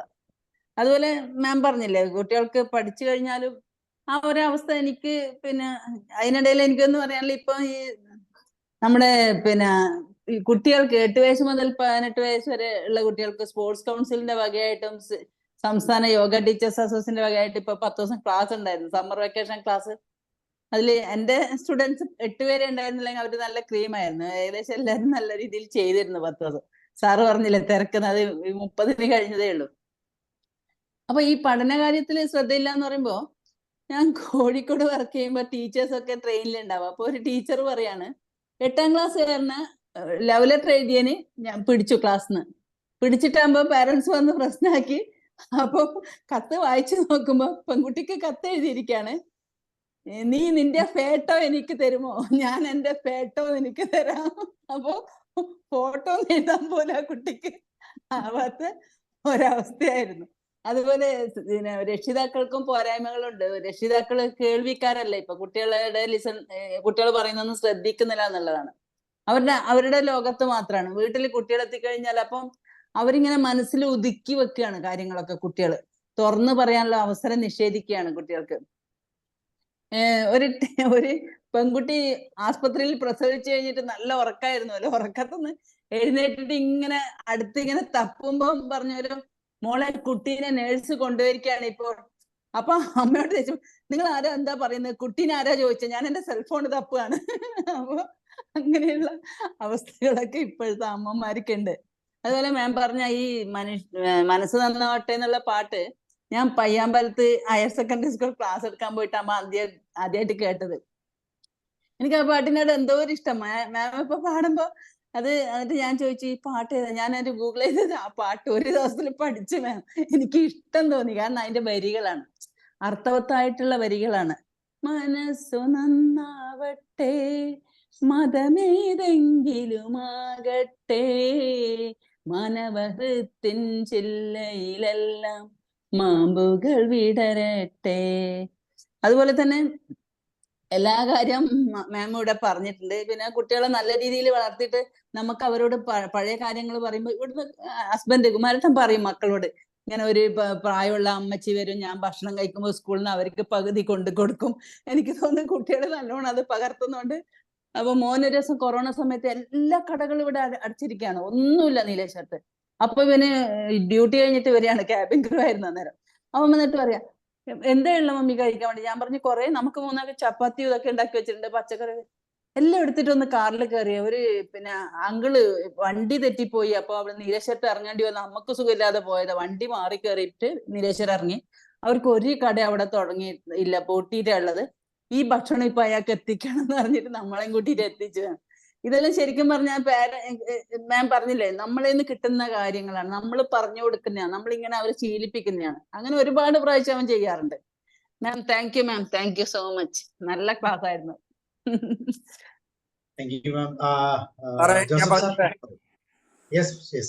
Hello, thank you. ഇച്ചിരി ടെക്നിക്കൽ പ്രശ്നമാണെന്ന് തോന്നി, ഇപ്പം ശരിയായി. എനിക്ക് വളരെ സന്തോഷമായി. കാര്യം ഒരു പ്രവേശനോത്സവം എന്ന് പറഞ്ഞാൽ ശരിക്കും പറഞ്ഞാൽ ഒരു ഫോക്ലോർ ആ രീതിയിൽ ആണ് ടീച്ചർ അവതരിപ്പിച്ചത്. ടീച്ചറിനെ സ്വസ്ഥമായ ശൈലിയിൽ അവതരിപ്പിച്ച സന്തോഷം. പക്ഷേ ഒരു കാര്യം പറഞ്ഞാൽ ഈ ഒരു രക്ഷകർത്താവ് കുട്ടിയോടുകൂടി തന്നെ ആ ഓട്ടം ഓടിയില്ലെങ്കിലേ അതിനുള്ള ഭവിഷ്യത്തുണ്ട്. ഇപ്പോൾ ഉദാഹരണത്തിന് എൻ്റെ വീട്ടിൽ എൻ്റെ അമ്മച്ചി കഴിഞ്ഞ വർഷം മരിച്ചുപോയി. ആ ഞങ്ങൾ 3 പേരും, ചേട്ടന്, ഞാൻ, പിന്നെ എൻ്റെ അനിയത്തി, 3 പേരും സ്കൂളിൽ പോകുമ്പം അമ്മച്ചി ഒരു സ്കൂൾ ഹെഡ് മിസ്സസ് ആയിരുന്നു, LP സ്കൂൾ ഹെഡ് മിസ്സസ് ആയിരുന്നു. എങ്കിൽ ആ സമയത്ത് 3 പേര് അമ്മയുടെ യാത്ര പറഞ്ഞിട്ട് അതിനിടയിലൊക്കെ പ്രാർത്ഥനയൊക്കെ ചറിഞ്ഞ് വിടും. സ്കൂളിൽ നിങ്ങൾ നല്ല മാതൃകയായിരിക്കണം എന്നൊക്കെ പറയും. ഇടയ്ക്ക് ഓരോ കുസൃതിയൊക്കെ ചേട്ടനൊക്കെ ഒപ്പിച്ചിട്ട് വരും. എന്നാലും അത് അക്കൗണ്ടബിലിറ്റി ഉണ്ടായിരുന്നു തിരിച്ച് വീട്ടിലേക്ക് വരുമ്പോൾ. അപ്പോൾ അത് ഓരോ ദിവസം തന്നെ. അതുപോലെ തന്നെ സ്കൂളിൽ ഞങ്ങൾക്ക് അന്ന് പ്രവേശനോത്സവം പറഞ്ഞത് ഈ അടുത്തിടയ്ക്ക് ഒരു രണ്ട് ദശകമായിട്ടുള്ളൂ, അല്ല 1.5 ദശകം ആയിട്ടുള്ള ആ പ്രവേശനോത്സവം. എങ്കിൽ പോലും ഓരോ ജൂൺ 1-ാം തീയതി പള്ളിയിൽ കൊണ്ടുപോയിട്ട് പറയും, നിങ്ങൾ ഈ വർഷം എന്ത് പഠിക്കും, ഇങ്ങനെയുള്ള കാര്യങ്ങളെക്കുറിച്ചൊക്കെ ഒരു ഉറപ്പിന് വേണ്ടിയിട്ട് പോയി വിദ്യാരംഭ ശുശ്രൂഷ അങ്ങനെ പള്ളിയിലൊരു സർവീസ് ഉണ്ടായിരുന്നു. ഞങ്ങളുടെ അടുത്തൊന്നുമുള്ള പള്ളിയിലെല്ലാം എങ്കിലിപ്പോൾ ഞങ്ങൾ പോയി പങ്കെടുക്കുമായിരുന്നു. കാരണം അതിൻ്റെ പ്രത്യേകത എന്ന് പറഞ്ഞാൽ ഒരു വർഷം കൂടെയുള്ളവർക്ക് വേണ്ടിയിട്ടും അതിൽ പ്രത്യേകം പറഞ്ഞിട്ടുണ്ട്, നീ നിൻ്റെ കൂട്ടുകാരനെ പോലും വിഷമിപ്പിക്കാതെ അവനെ നീ കൂടെ കൊണ്ട് നടന്ന് അവനെയും വേണ്ടിയിട്ട് നീ ഹെൽപ്പ് ചെയ്യാൻ പറഞ്ഞു. അങ്ങനെ പലപ്പോഴും എൻ്റെ നോട്ട് പോലും എനിക്ക് എഴുതാൻ പറ്റുന്ന സമയത്ത് കൂട്ടുകാർക്ക് എഴുതി കൊടുത്തിട്ടുണ്ട്. അതൊക്കെ ആ LP സ്കൂളിൽ കിട്ടിയ ആ നല്ല പഠനമാണ്. പിന്നെ ഈ സമയത്ത് ഒരു കാര്യം പറഞ്ഞോട്ടെ, എൻ്റെ 4ാം ക്ലാസ്സിൽ എന്നെ പഠിപ്പിച്ചൊരു അധ്യാപകൻ ജോണി സാറ്, ഒരു നവംബർ മാസം അദ്ദേഹം ഇഹലോകവാസം വെടിഞ്ഞു. അദ്ദേഹത്തിൻ്റെ നിന്നാണ് ശരിക്കും പറഞ്ഞ ഒരുമാതിരിപ്പെട്ട എല്ലാ സ്കില്ലുകളും. ഒരു വർഷം എൻ്റെ അമ്മയ്ക്ക് ഒരു സ്ഥലമാറ്റത്തിനനുബന്ധിച്ച് ഒത്തിരി പ്രയാസപ്പെട്ടാണ് ഞങ്ങൾ മാങ്ങാനെന്ന് പറഞ്ഞ ഒരു സ്ഥലത്ത് നിന്ന് വേറെ സ്ഥലത്തേക്ക് പോയത്, ഒരു സെയിം മാനേജ്മെൻറ്റിൻ്റെ. പക്ഷേ അതൊരു നിമിത്തം ഞാൻ വരയ്ക്കുന്നത്. കാര്യം എൻ്റെ പേഴ്സണാലിറ്റിയും ഒരു കാര്യങ്ങൾ ചെയ്യാനായിട്ടുള്ള കാര്യങ്ങളൊക്കെ ഉള്ള എല്ലാം ഒരു അധ്യാപകൻ. കാര്യം ആ സാർ ഇതുപോലെയൊക്കെ തന്നെ ഒത്തിരി മാതൃകളുണ്ടാക്കി. എന്താ ഈ പ്രവേശനോത്സവം അന്നൊന്നുമില്ല, അന്ന് അനുവദിക്കത്തില്ല ആരെയും. പക്ഷേ എല്ലാ ജൂൺ 1-ാം തീയതിയും സാറിൻ്റെ അടുത്ത് ചെല്ലുമ്പോൾ എല്ലാവർക്കും ഒരു സമ്മാനങ്ങളായിട്ടാണ് സാറ് സ്വീകരിച്ചു വരുത്തുന്നത്. വിമർശനമൊക്കെ ഉണ്ടായിരുന്നു എങ്കിൽ പോലും നല്ലൊരു പ്രവേശനോത്സവം ഉണ്ടായിരുന്നു. ആ സാറിന് ഇന്ന് ഇപ്പം കഴിഞ്ഞ വർഷമാണ് അദ്ദേഹം ഇഹലോകവാസം വെടിഞ്ഞത്. എങ്കിലും പോയി അദ്ദേഹത്തെ ഓർക്കുന്ന കാര്യം, അദ്ദേഹം ഓരോ പ്രാവശ്യവും അന്നൊക്കെയാണ് ഈ സമ്മാനങ്ങൾ തന്ന് നമ്മളെ കയറ്റി വിടുകയാണ്, ഓരോരുത്തർക്ക് ഓരോ പേരെഴുതി. അപ്പം ഞാൻ ആ പുതിയ സ്കൂളിൽ ചെന്നപ്പം 3ാം ക്ലാസ്സിൽ 4ാം ക്ലാസ്സിലേക്ക് ചെന്നപ്പോഴാണ് ചെന്നത്. അന്നേരം പ്രവേശനോത്സവം ഉണ്ടെന്ന് ചോദിച്ചില്ല. അന്ന് സ്വാഗതം അങ്ങനെ കണ്ട, സ്വാഗത ഉത്സവം അങ്ങനെ കണ്ട, സ്വാഗതം എന്നണ്ട ഓർമ്മ. അത് കറക്റ്റ് തന്നെയാണ്.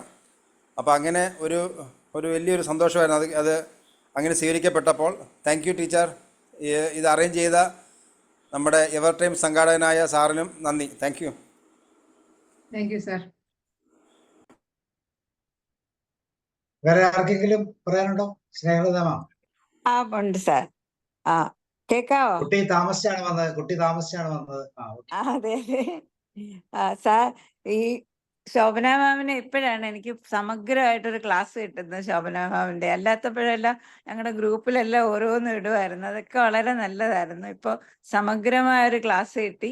പിന്നെ ഇപ്പോഴത്തെ പേരൻസിന്റെ കാര്യം എനിക്ക് പറയാനുള്ള, അവർ എത്രത്തോളം കുത്തിക്കയറ്റാമെന്ന് നോക്കുകയാണ്. ഇപ്പൊ നേരത്തെ CBSE വിടണമെന്നേ ഉള്ളായിരുന്നു. ഇപ്പം CBSE ICSEയും കൂടെ ചേർത്ത് ഒരുപാട് സ്റ്റാൻഡേർഡ് വരുത്തി വിദേശത്ത് മക്കളെ വിടാൻ വേണ്ടിയിട്ട് 60,000 രൂപയൊക്കെ ഫീസും കൊടുത്ത് ഈ കുട്ടികളെ അതുകൊണ്ട് ടയേർഡാകുകയാണ്. അവിടുന്ന് പിന്നെ തിരിച്ച് വേറെ സ്കൂളിലോട്ട് മാറ്റുന്ന അവസ്ഥയിലാണ്. പേരൻസിന് ഇതേ ഉള്ളൂ, വലുതാവുമ്പോൾ വലിയ ഉദ്യോഗം കിട്ടണം, വിദേശത്ത് പോകണം. അതിനുള്ള ശ്രമമാണ് ഇവിടെ നടക്കുന്നത്. നമ്മുടെ സാധാരണ സ്കൂളിൽ പഠിച്ചാൽ പോരാ, CBSEയിലും പഠിച്ചാൽ പോരാ, അതിൻ്റെ അപ്പുറത്ത് വേണം. അതിന് കണ്ടമാനം പൈസയും ചെലവാക്കി വിടുക. പിന്നെ അധ്യാപകരാണെങ്കിൽ നല്ല അധ്യാപകരും ഉണ്ട്, പക്ഷെ പലരും റിഡിക്യൂൾ ആൻഡ് സർക്കാസം ഒക്കെ ഉപയോഗിച്ച് കുട്ടികളുടെ അവർക്ക് ഉള്ള കഴിവ് നഷ്ടപ്പെടുന്ന തരത്തിൽ സംസാരിക്കുന്ന പല അധ്യാപകരും ഉണ്ട്, അല്ലാത്തവരും ഉണ്ട്. അങ്ങനത്തെ കാര്യങ്ങളും കൂടെയൊക്കെ ഞാൻ എൻ്റെതായിട്ടൊന്ന് ഇട്ടു തരികയാണ്. ശോഭനാമാം എല്ലാ കാര്യവും വളരെ നന്നായിട്ട് പറഞ്ഞു. നേരിട്ട് ഇപ്പോഴാണ് കേൾക്കാൻ പറ്റിയത്. വളരെ നന്ദി Shobhana ma'am. Thank you. Thank you. Sukumar സാറോ? ജിജി മോഹൻ. സുകുമാർ സാർ. എനിക്ക് പറയാനുള്ള, ഇതുവരെയും അമ്മമാരെ കുറിച്ച് നല്ല അഭിപ്രായമാണ് പറഞ്ഞത്. പലരും കുട്ടികളുടെ പഠിത്ത കാര്യമാണ് പറഞ്ഞത്. ഞാൻ പറയാൻ പോകുന്നത് അമ്മമാരെ കുറിച്ച് ദൂഷ്യമാണ് പറയുന്നത്, കുട്ടികളുടെ ആരോഗ്യ കാര്യമാണ് പറയാൻ വന്നത്. എല്ലാ അമ്മമാരെ കുറിച്ചല്ല കേട്ടോ, അമ്മമാര് കുട്ടിയുടെ ശ്രദ്ധ തെറ്റിച്ചാണ് ആഹാരം കൊടുക്കുന്നത്. TV കാണിച്ചും മൊബൈല് കൊടുത്തും പക്ഷിയെ കാണിച്ചും അമ്പിളിമാമനെ കാണിച്ചും ആഹാരം കൊടുക്കുന്നത്. അങ്ങനെ ആഹാരം കഴിച്ചാൽ കുട്ടിക്ക് വിഷം കൊടുക്കുന്നതിന് തുല്യമാണ്. കുട്ടി ആഹാരം കഴിക്കുമ്പോൾ ആഹാരത്തിനെ ശ്രദ്ധിച്ച് ആഹാര കാര്യങ്ങളിൽ ശ്രദ്ധ കൊടുത്ത് വേണം ആഹാരം കഴിക്കാൻ. വേറെ എന്തെങ്കിലും ശ്രദ്ധിച്ചുകൊണ്ട് ഇങ്ങനെ ആർട്ടിഫിഷ്യലി ആയിട്ട് ആഹാരം ചെന്നാൽ അത് ഗുണത്തെക്കാളേറെ ദോഷമായിരിക്കും ഉണ്ടാകുന്നത്. അതാണ് എനിക്ക് പറയാനുള്ളത്. എല്ലാ അമ്മമാരെ കുറിച്ചും അല്ല പറയുന്നത്, ചില അമ്മമാരെ കുറിച്ചാണ്. നല്ല ക്ലാസ് ആയിരുന്നു. ഇത് പറഞ്ഞിട്ടില്ലാന്ന് തോന്നുന്നു. ആഹാര കാര്യങ്ങൾ പറഞ്ഞില്ല, ആരോഗ്യ കാര്യങ്ങൾ. ആദ്യം ആരോഗ്യമാണ്, പിന്നാണ് പഠിത്തം വരുന്നത്. അങ്ങനെ ബാക്കിയുള്ള കാര്യങ്ങളൊക്കെ നല്ല രീതിയിൽ തന്നെ പറഞ്ഞു. നല്ല ക്ലാസ് ആയിരുന്നു. നമസ്കാരം. തീർച്ചയായിട്ടും സാർ, അത് കറക്റ്റ് ആണ്. ശോഭന മാം എന്തെങ്കിലും പറയുന്നു അതിനോട് ആഡ് ചെയ്ത്? ഭക്ഷണകാര്യത്തെ കുറിച്ച് പറഞ്ഞായിരുന്നല്ലോ സാറേ. പറഞ്ഞതല്ലേ? ശരി. പറഞ്ഞായിരുന്നു സാറേ. ഗോപകുമാർ സാറ് പറഞ്ഞതിനോട് ചെറിയൊരു യോജിപ്പുണ്ട്. അതായത് ചെറുപ്പത്തില് അമ്പിളിമാമനെയും പിന്നെ മറ്റേതിനെ പശുവിനെല്ലാം കാണിച്ച് ആഹാരം കൊടുത്ത്, അത് ഭാവിയാകുമ്പോ ഊക്കത്ത് വെച്ചിട്ട് അതല്ല, അല്ലാതെ അവര് സ്വന്തം കഴിക്കുമ്പം ഭക്ഷണം അവരെന്നെ വേറൊന്നും ശ്രദ്ധിക്കാതെ ചമ്രം പടിഞ്ഞ് നിലത്തിരുന്നിട്ട് കഴിക്കുന്ന രീതിയിൽ ആക്കണം. അത് പറയാൻ കാരണം, നമ്മൾ ബോഡി വർക്ക് ചെയ്യുമ്പോൾ നമ്മളെ ബ്രെയിൻ എന്നുള്ള സംഭവം പിന്നെ ബ്രെയിൻ ഇപ്പം നമ്മള് എന്താ പറയണ്ടേ, ഭക്ഷണം കഴിക്കുമ്പോ ഭക്ഷണത്തിലുള്ള ആ ഒരു കാര്യത്തിലേക്കാണ്. അല്ലാതെ ബ്രെയിൻ തന്നെ ഡൗട്ട് വരും, ഇത് ഭക്ഷണം കഴിക്കുകയാണോ TV കാണുകയാണോ? അപ്പൊ ശരിക്കും ഒന്നിൽ മാത്രം ശ്രദ്ധിച്ചുകൊണ്ട് കുട്ടികളെ അങ്ങനെ പഠിപ്പിക്കണം എന്നാണ് എനിക്ക് പറയാനുള്ളത്. Thank you Gopakumar sir. നടക്കുന്ന കാര്യമല്ല എന്നുള്ളതാണ് സത്യം അല്ലേ? നടക്കുന്ന കാര്യമല്ല സർ. യെസ്, അതാണ് അനുഭവം. ഭക്ഷണം കഥ കഴിച്ചു പറയുന്നത് കിട്ടുന്നതാണ് ഫസ്റ്റ് പ്രയോറിറ്റി. എന്തെങ്കിലും കഴിപ്പിക്കുക എന്നുള്ളതാണ് ഫസ്റ്റ് പ്രയോറിറ്റി അല്ലെ? അവരെന്ത് കാണുന്നു എന്നുള്ളതാണ്. കാരണം ഇന്നത്തെ ജനറേഷന്റെ സ്റ്റൈല് വേറെയാണ്, പാറ്റേൺ വേറെയാണ്. നമ്മള് ഉദ്ദേശിക്കുന്ന പോലെ അനുസരണത്തോടെ ഇരുന്ന് അവരത് ചെയ്യത്തില്ല. അത് സെക്കൻഡറി ആണ് ഭക്ഷണം. അവർക്ക് വിഷ്വൽ ട്രീറ്റുകളാണ് കൂടുതൽ വേണ്ടത്. ഓക്കെ, വേറെ ആരുമില്ല എന്ന് വിചാരിക്കാം. അപ്പം ശോഭന മാം, പ്രവേശന ഉദ്ഘാടനത്തിന് നന്ദി. കാരണം എപ്പോഴും നമുക്ക് ആവശ്യം അത് തന്നെയാണ്. എല്ലാ ദിവസവും ഒരു പുതിയ പ്രവേശനോത്സവമായി മാറട്ടെ. ഒത്തിരി കാര്യങ്ങളെ പഴമയുടെ തലത്തിൽ നിന്ന് കാണാനും കേൾക്കാനും രുചിക്കാനും മണക്കാനും ഒക്കെ ഉള്ള ഒരു അനുഭവമായി മാറുമ്പോൾ അറിവുകൾ കൂടുതൽ ശക്തവും ഗുണകരവുമാണ്. Thank you ma'am. ഫൈനലി ഒരു ശോഭന മാമിന്റെ ഒരു കൺക്ലൂഷനോട് കൂടി നിർത്താം. അതിനിടയിൽ ജോർജ് സാർ പ്രവേശനോത്സവം നാളെ എന്നുള്ള രീതിയിൽ പറഞ്ഞു, അല്ല എനിക്ക് തോന്നിയതോ? അങ്ങനെ തോന്നിയല്ല, അങ്ങനെ പറഞ്ഞത്. അങ്ങനെയാണ് ഇന്നാണ്, പക്ഷെ നാളാന്ന് വിചാരിച്ചു പോയി സാർ. നാളെ പറഞ്ഞത്. നാളെ ഞാൻ ശ്രദ്ധിച്ചത് ഇന്നാണ്. എല്ലാവർക്കും എന്താ പറയാ, സാബു സാറിന്റെ ഈ ഒരു പിന്നെ നേട്ടം ഇതെല്ലാം മേഖലകളില് എന്തെല്ലാം അറിവുള്ള ഒരു വ്യക്തിയാണെന്ന് ഓർക്കുമ്പോൾ, ഞങ്ങൾ കുട്ടികളെയും കൊണ്ട് എഞ്ചിനീയറിംഗ് കോളേജ് ചെന്നപ്പോ അവിടെ സാറ്, അവിടെ ഇൻസ്ട്രക്ടേഴ്സ് പറഞ്ഞു കൊടുക്കുന്നുണ്ട്, എങ്കിൽ പോലും സാറാണ് ഓരോന്നും എക്സ്പ്ലെയിൻ ചെയ്യുന്നത്. അപ്പൊ ഞാൻ സാറിനോട് ചോദിച്ചു, സാറിന് എഞ്ചിനീയറിംഗ് ആയിരുന്നല്ലേ? അതെ എഞ്ചിനീയറിംഗ് ആയിരുന്നു. അപ്പം സിവിലിൽ ചെന്നപ്പോ സിവിൽ സാറ് പറയുന്നു, ഇലക്ട്രോണിക്സ് ചെന്നപ്പോ അല്ലെങ്കിൽ മെക്കാനിക്കലിൽ ചെന്നപ്പോ ഒക്കെ സാർ എക്സ്പ്ലെയിൻ ചെയ്യുക. അപ്പോഴാണ് മനസ്സിലായ സാറിന് 3 എഞ്ചിനീയറിംഗ് ഡിഗ്രി ഉണ്ട്. അത് കഴിഞ്ഞിട്ട് പിന്നെ സാറിന് PhD ഉണ്ട്, സാറിന് MSW ഉണ്ട്. സാറിനില്ലാത്ത ഡിഗ്രി ഒന്നും ഇത്രയും വലിയൊരു വിജ്ഞാന സമ്പത്തിനെ എന്താ പറയാ കൂട്ടാൻ സാധിച്ചതിൽ ഒത്തിരി സന്തോഷം, നന്ദി, ഒരുപാട് നന്ദി. ഇതുപോലെ ഫീഡ്ബാക്ക് പറഞ്ഞ എല്ലാവർക്കും, എന്നെ ഞാനാക്കുന്ന നിങ്ങളെപ്പോലെയുള്ള ആളുകൾ ഒത്തിരി പേരുണ്ട്, അവർക്ക് എല്ലാവർക്കും പിന്നെ എൻ്റെ ഹൃദയത്തിന്റെ ഭാഷയിൽ നന്ദി പറയുന്നു. Okay, thank you all. Sabu sir പ്രത്യേകം താങ്ക്സ്. നാളെ ദിവസം നമുക്ക് കഥയിലും കൊണ്ടൊരു കാര്യം, പുതിയൊരു കഥയും അതിന്റെ സാരാംശങ്ങളും ഒക്കെ നമുക്ക് കേൾക്കാം. സോ ഇന്ന് ഒരിക്കൽ കൂടി ശോഭന മാമിന് നന്ദിയും സ്നേഹവും അറിയിക്കുന്നു. നമുക്ക് എല്ലാവർക്കും ഒരു സുഖരാത്രി നേർന്നുകൊണ്ട് good night. Thank you sir.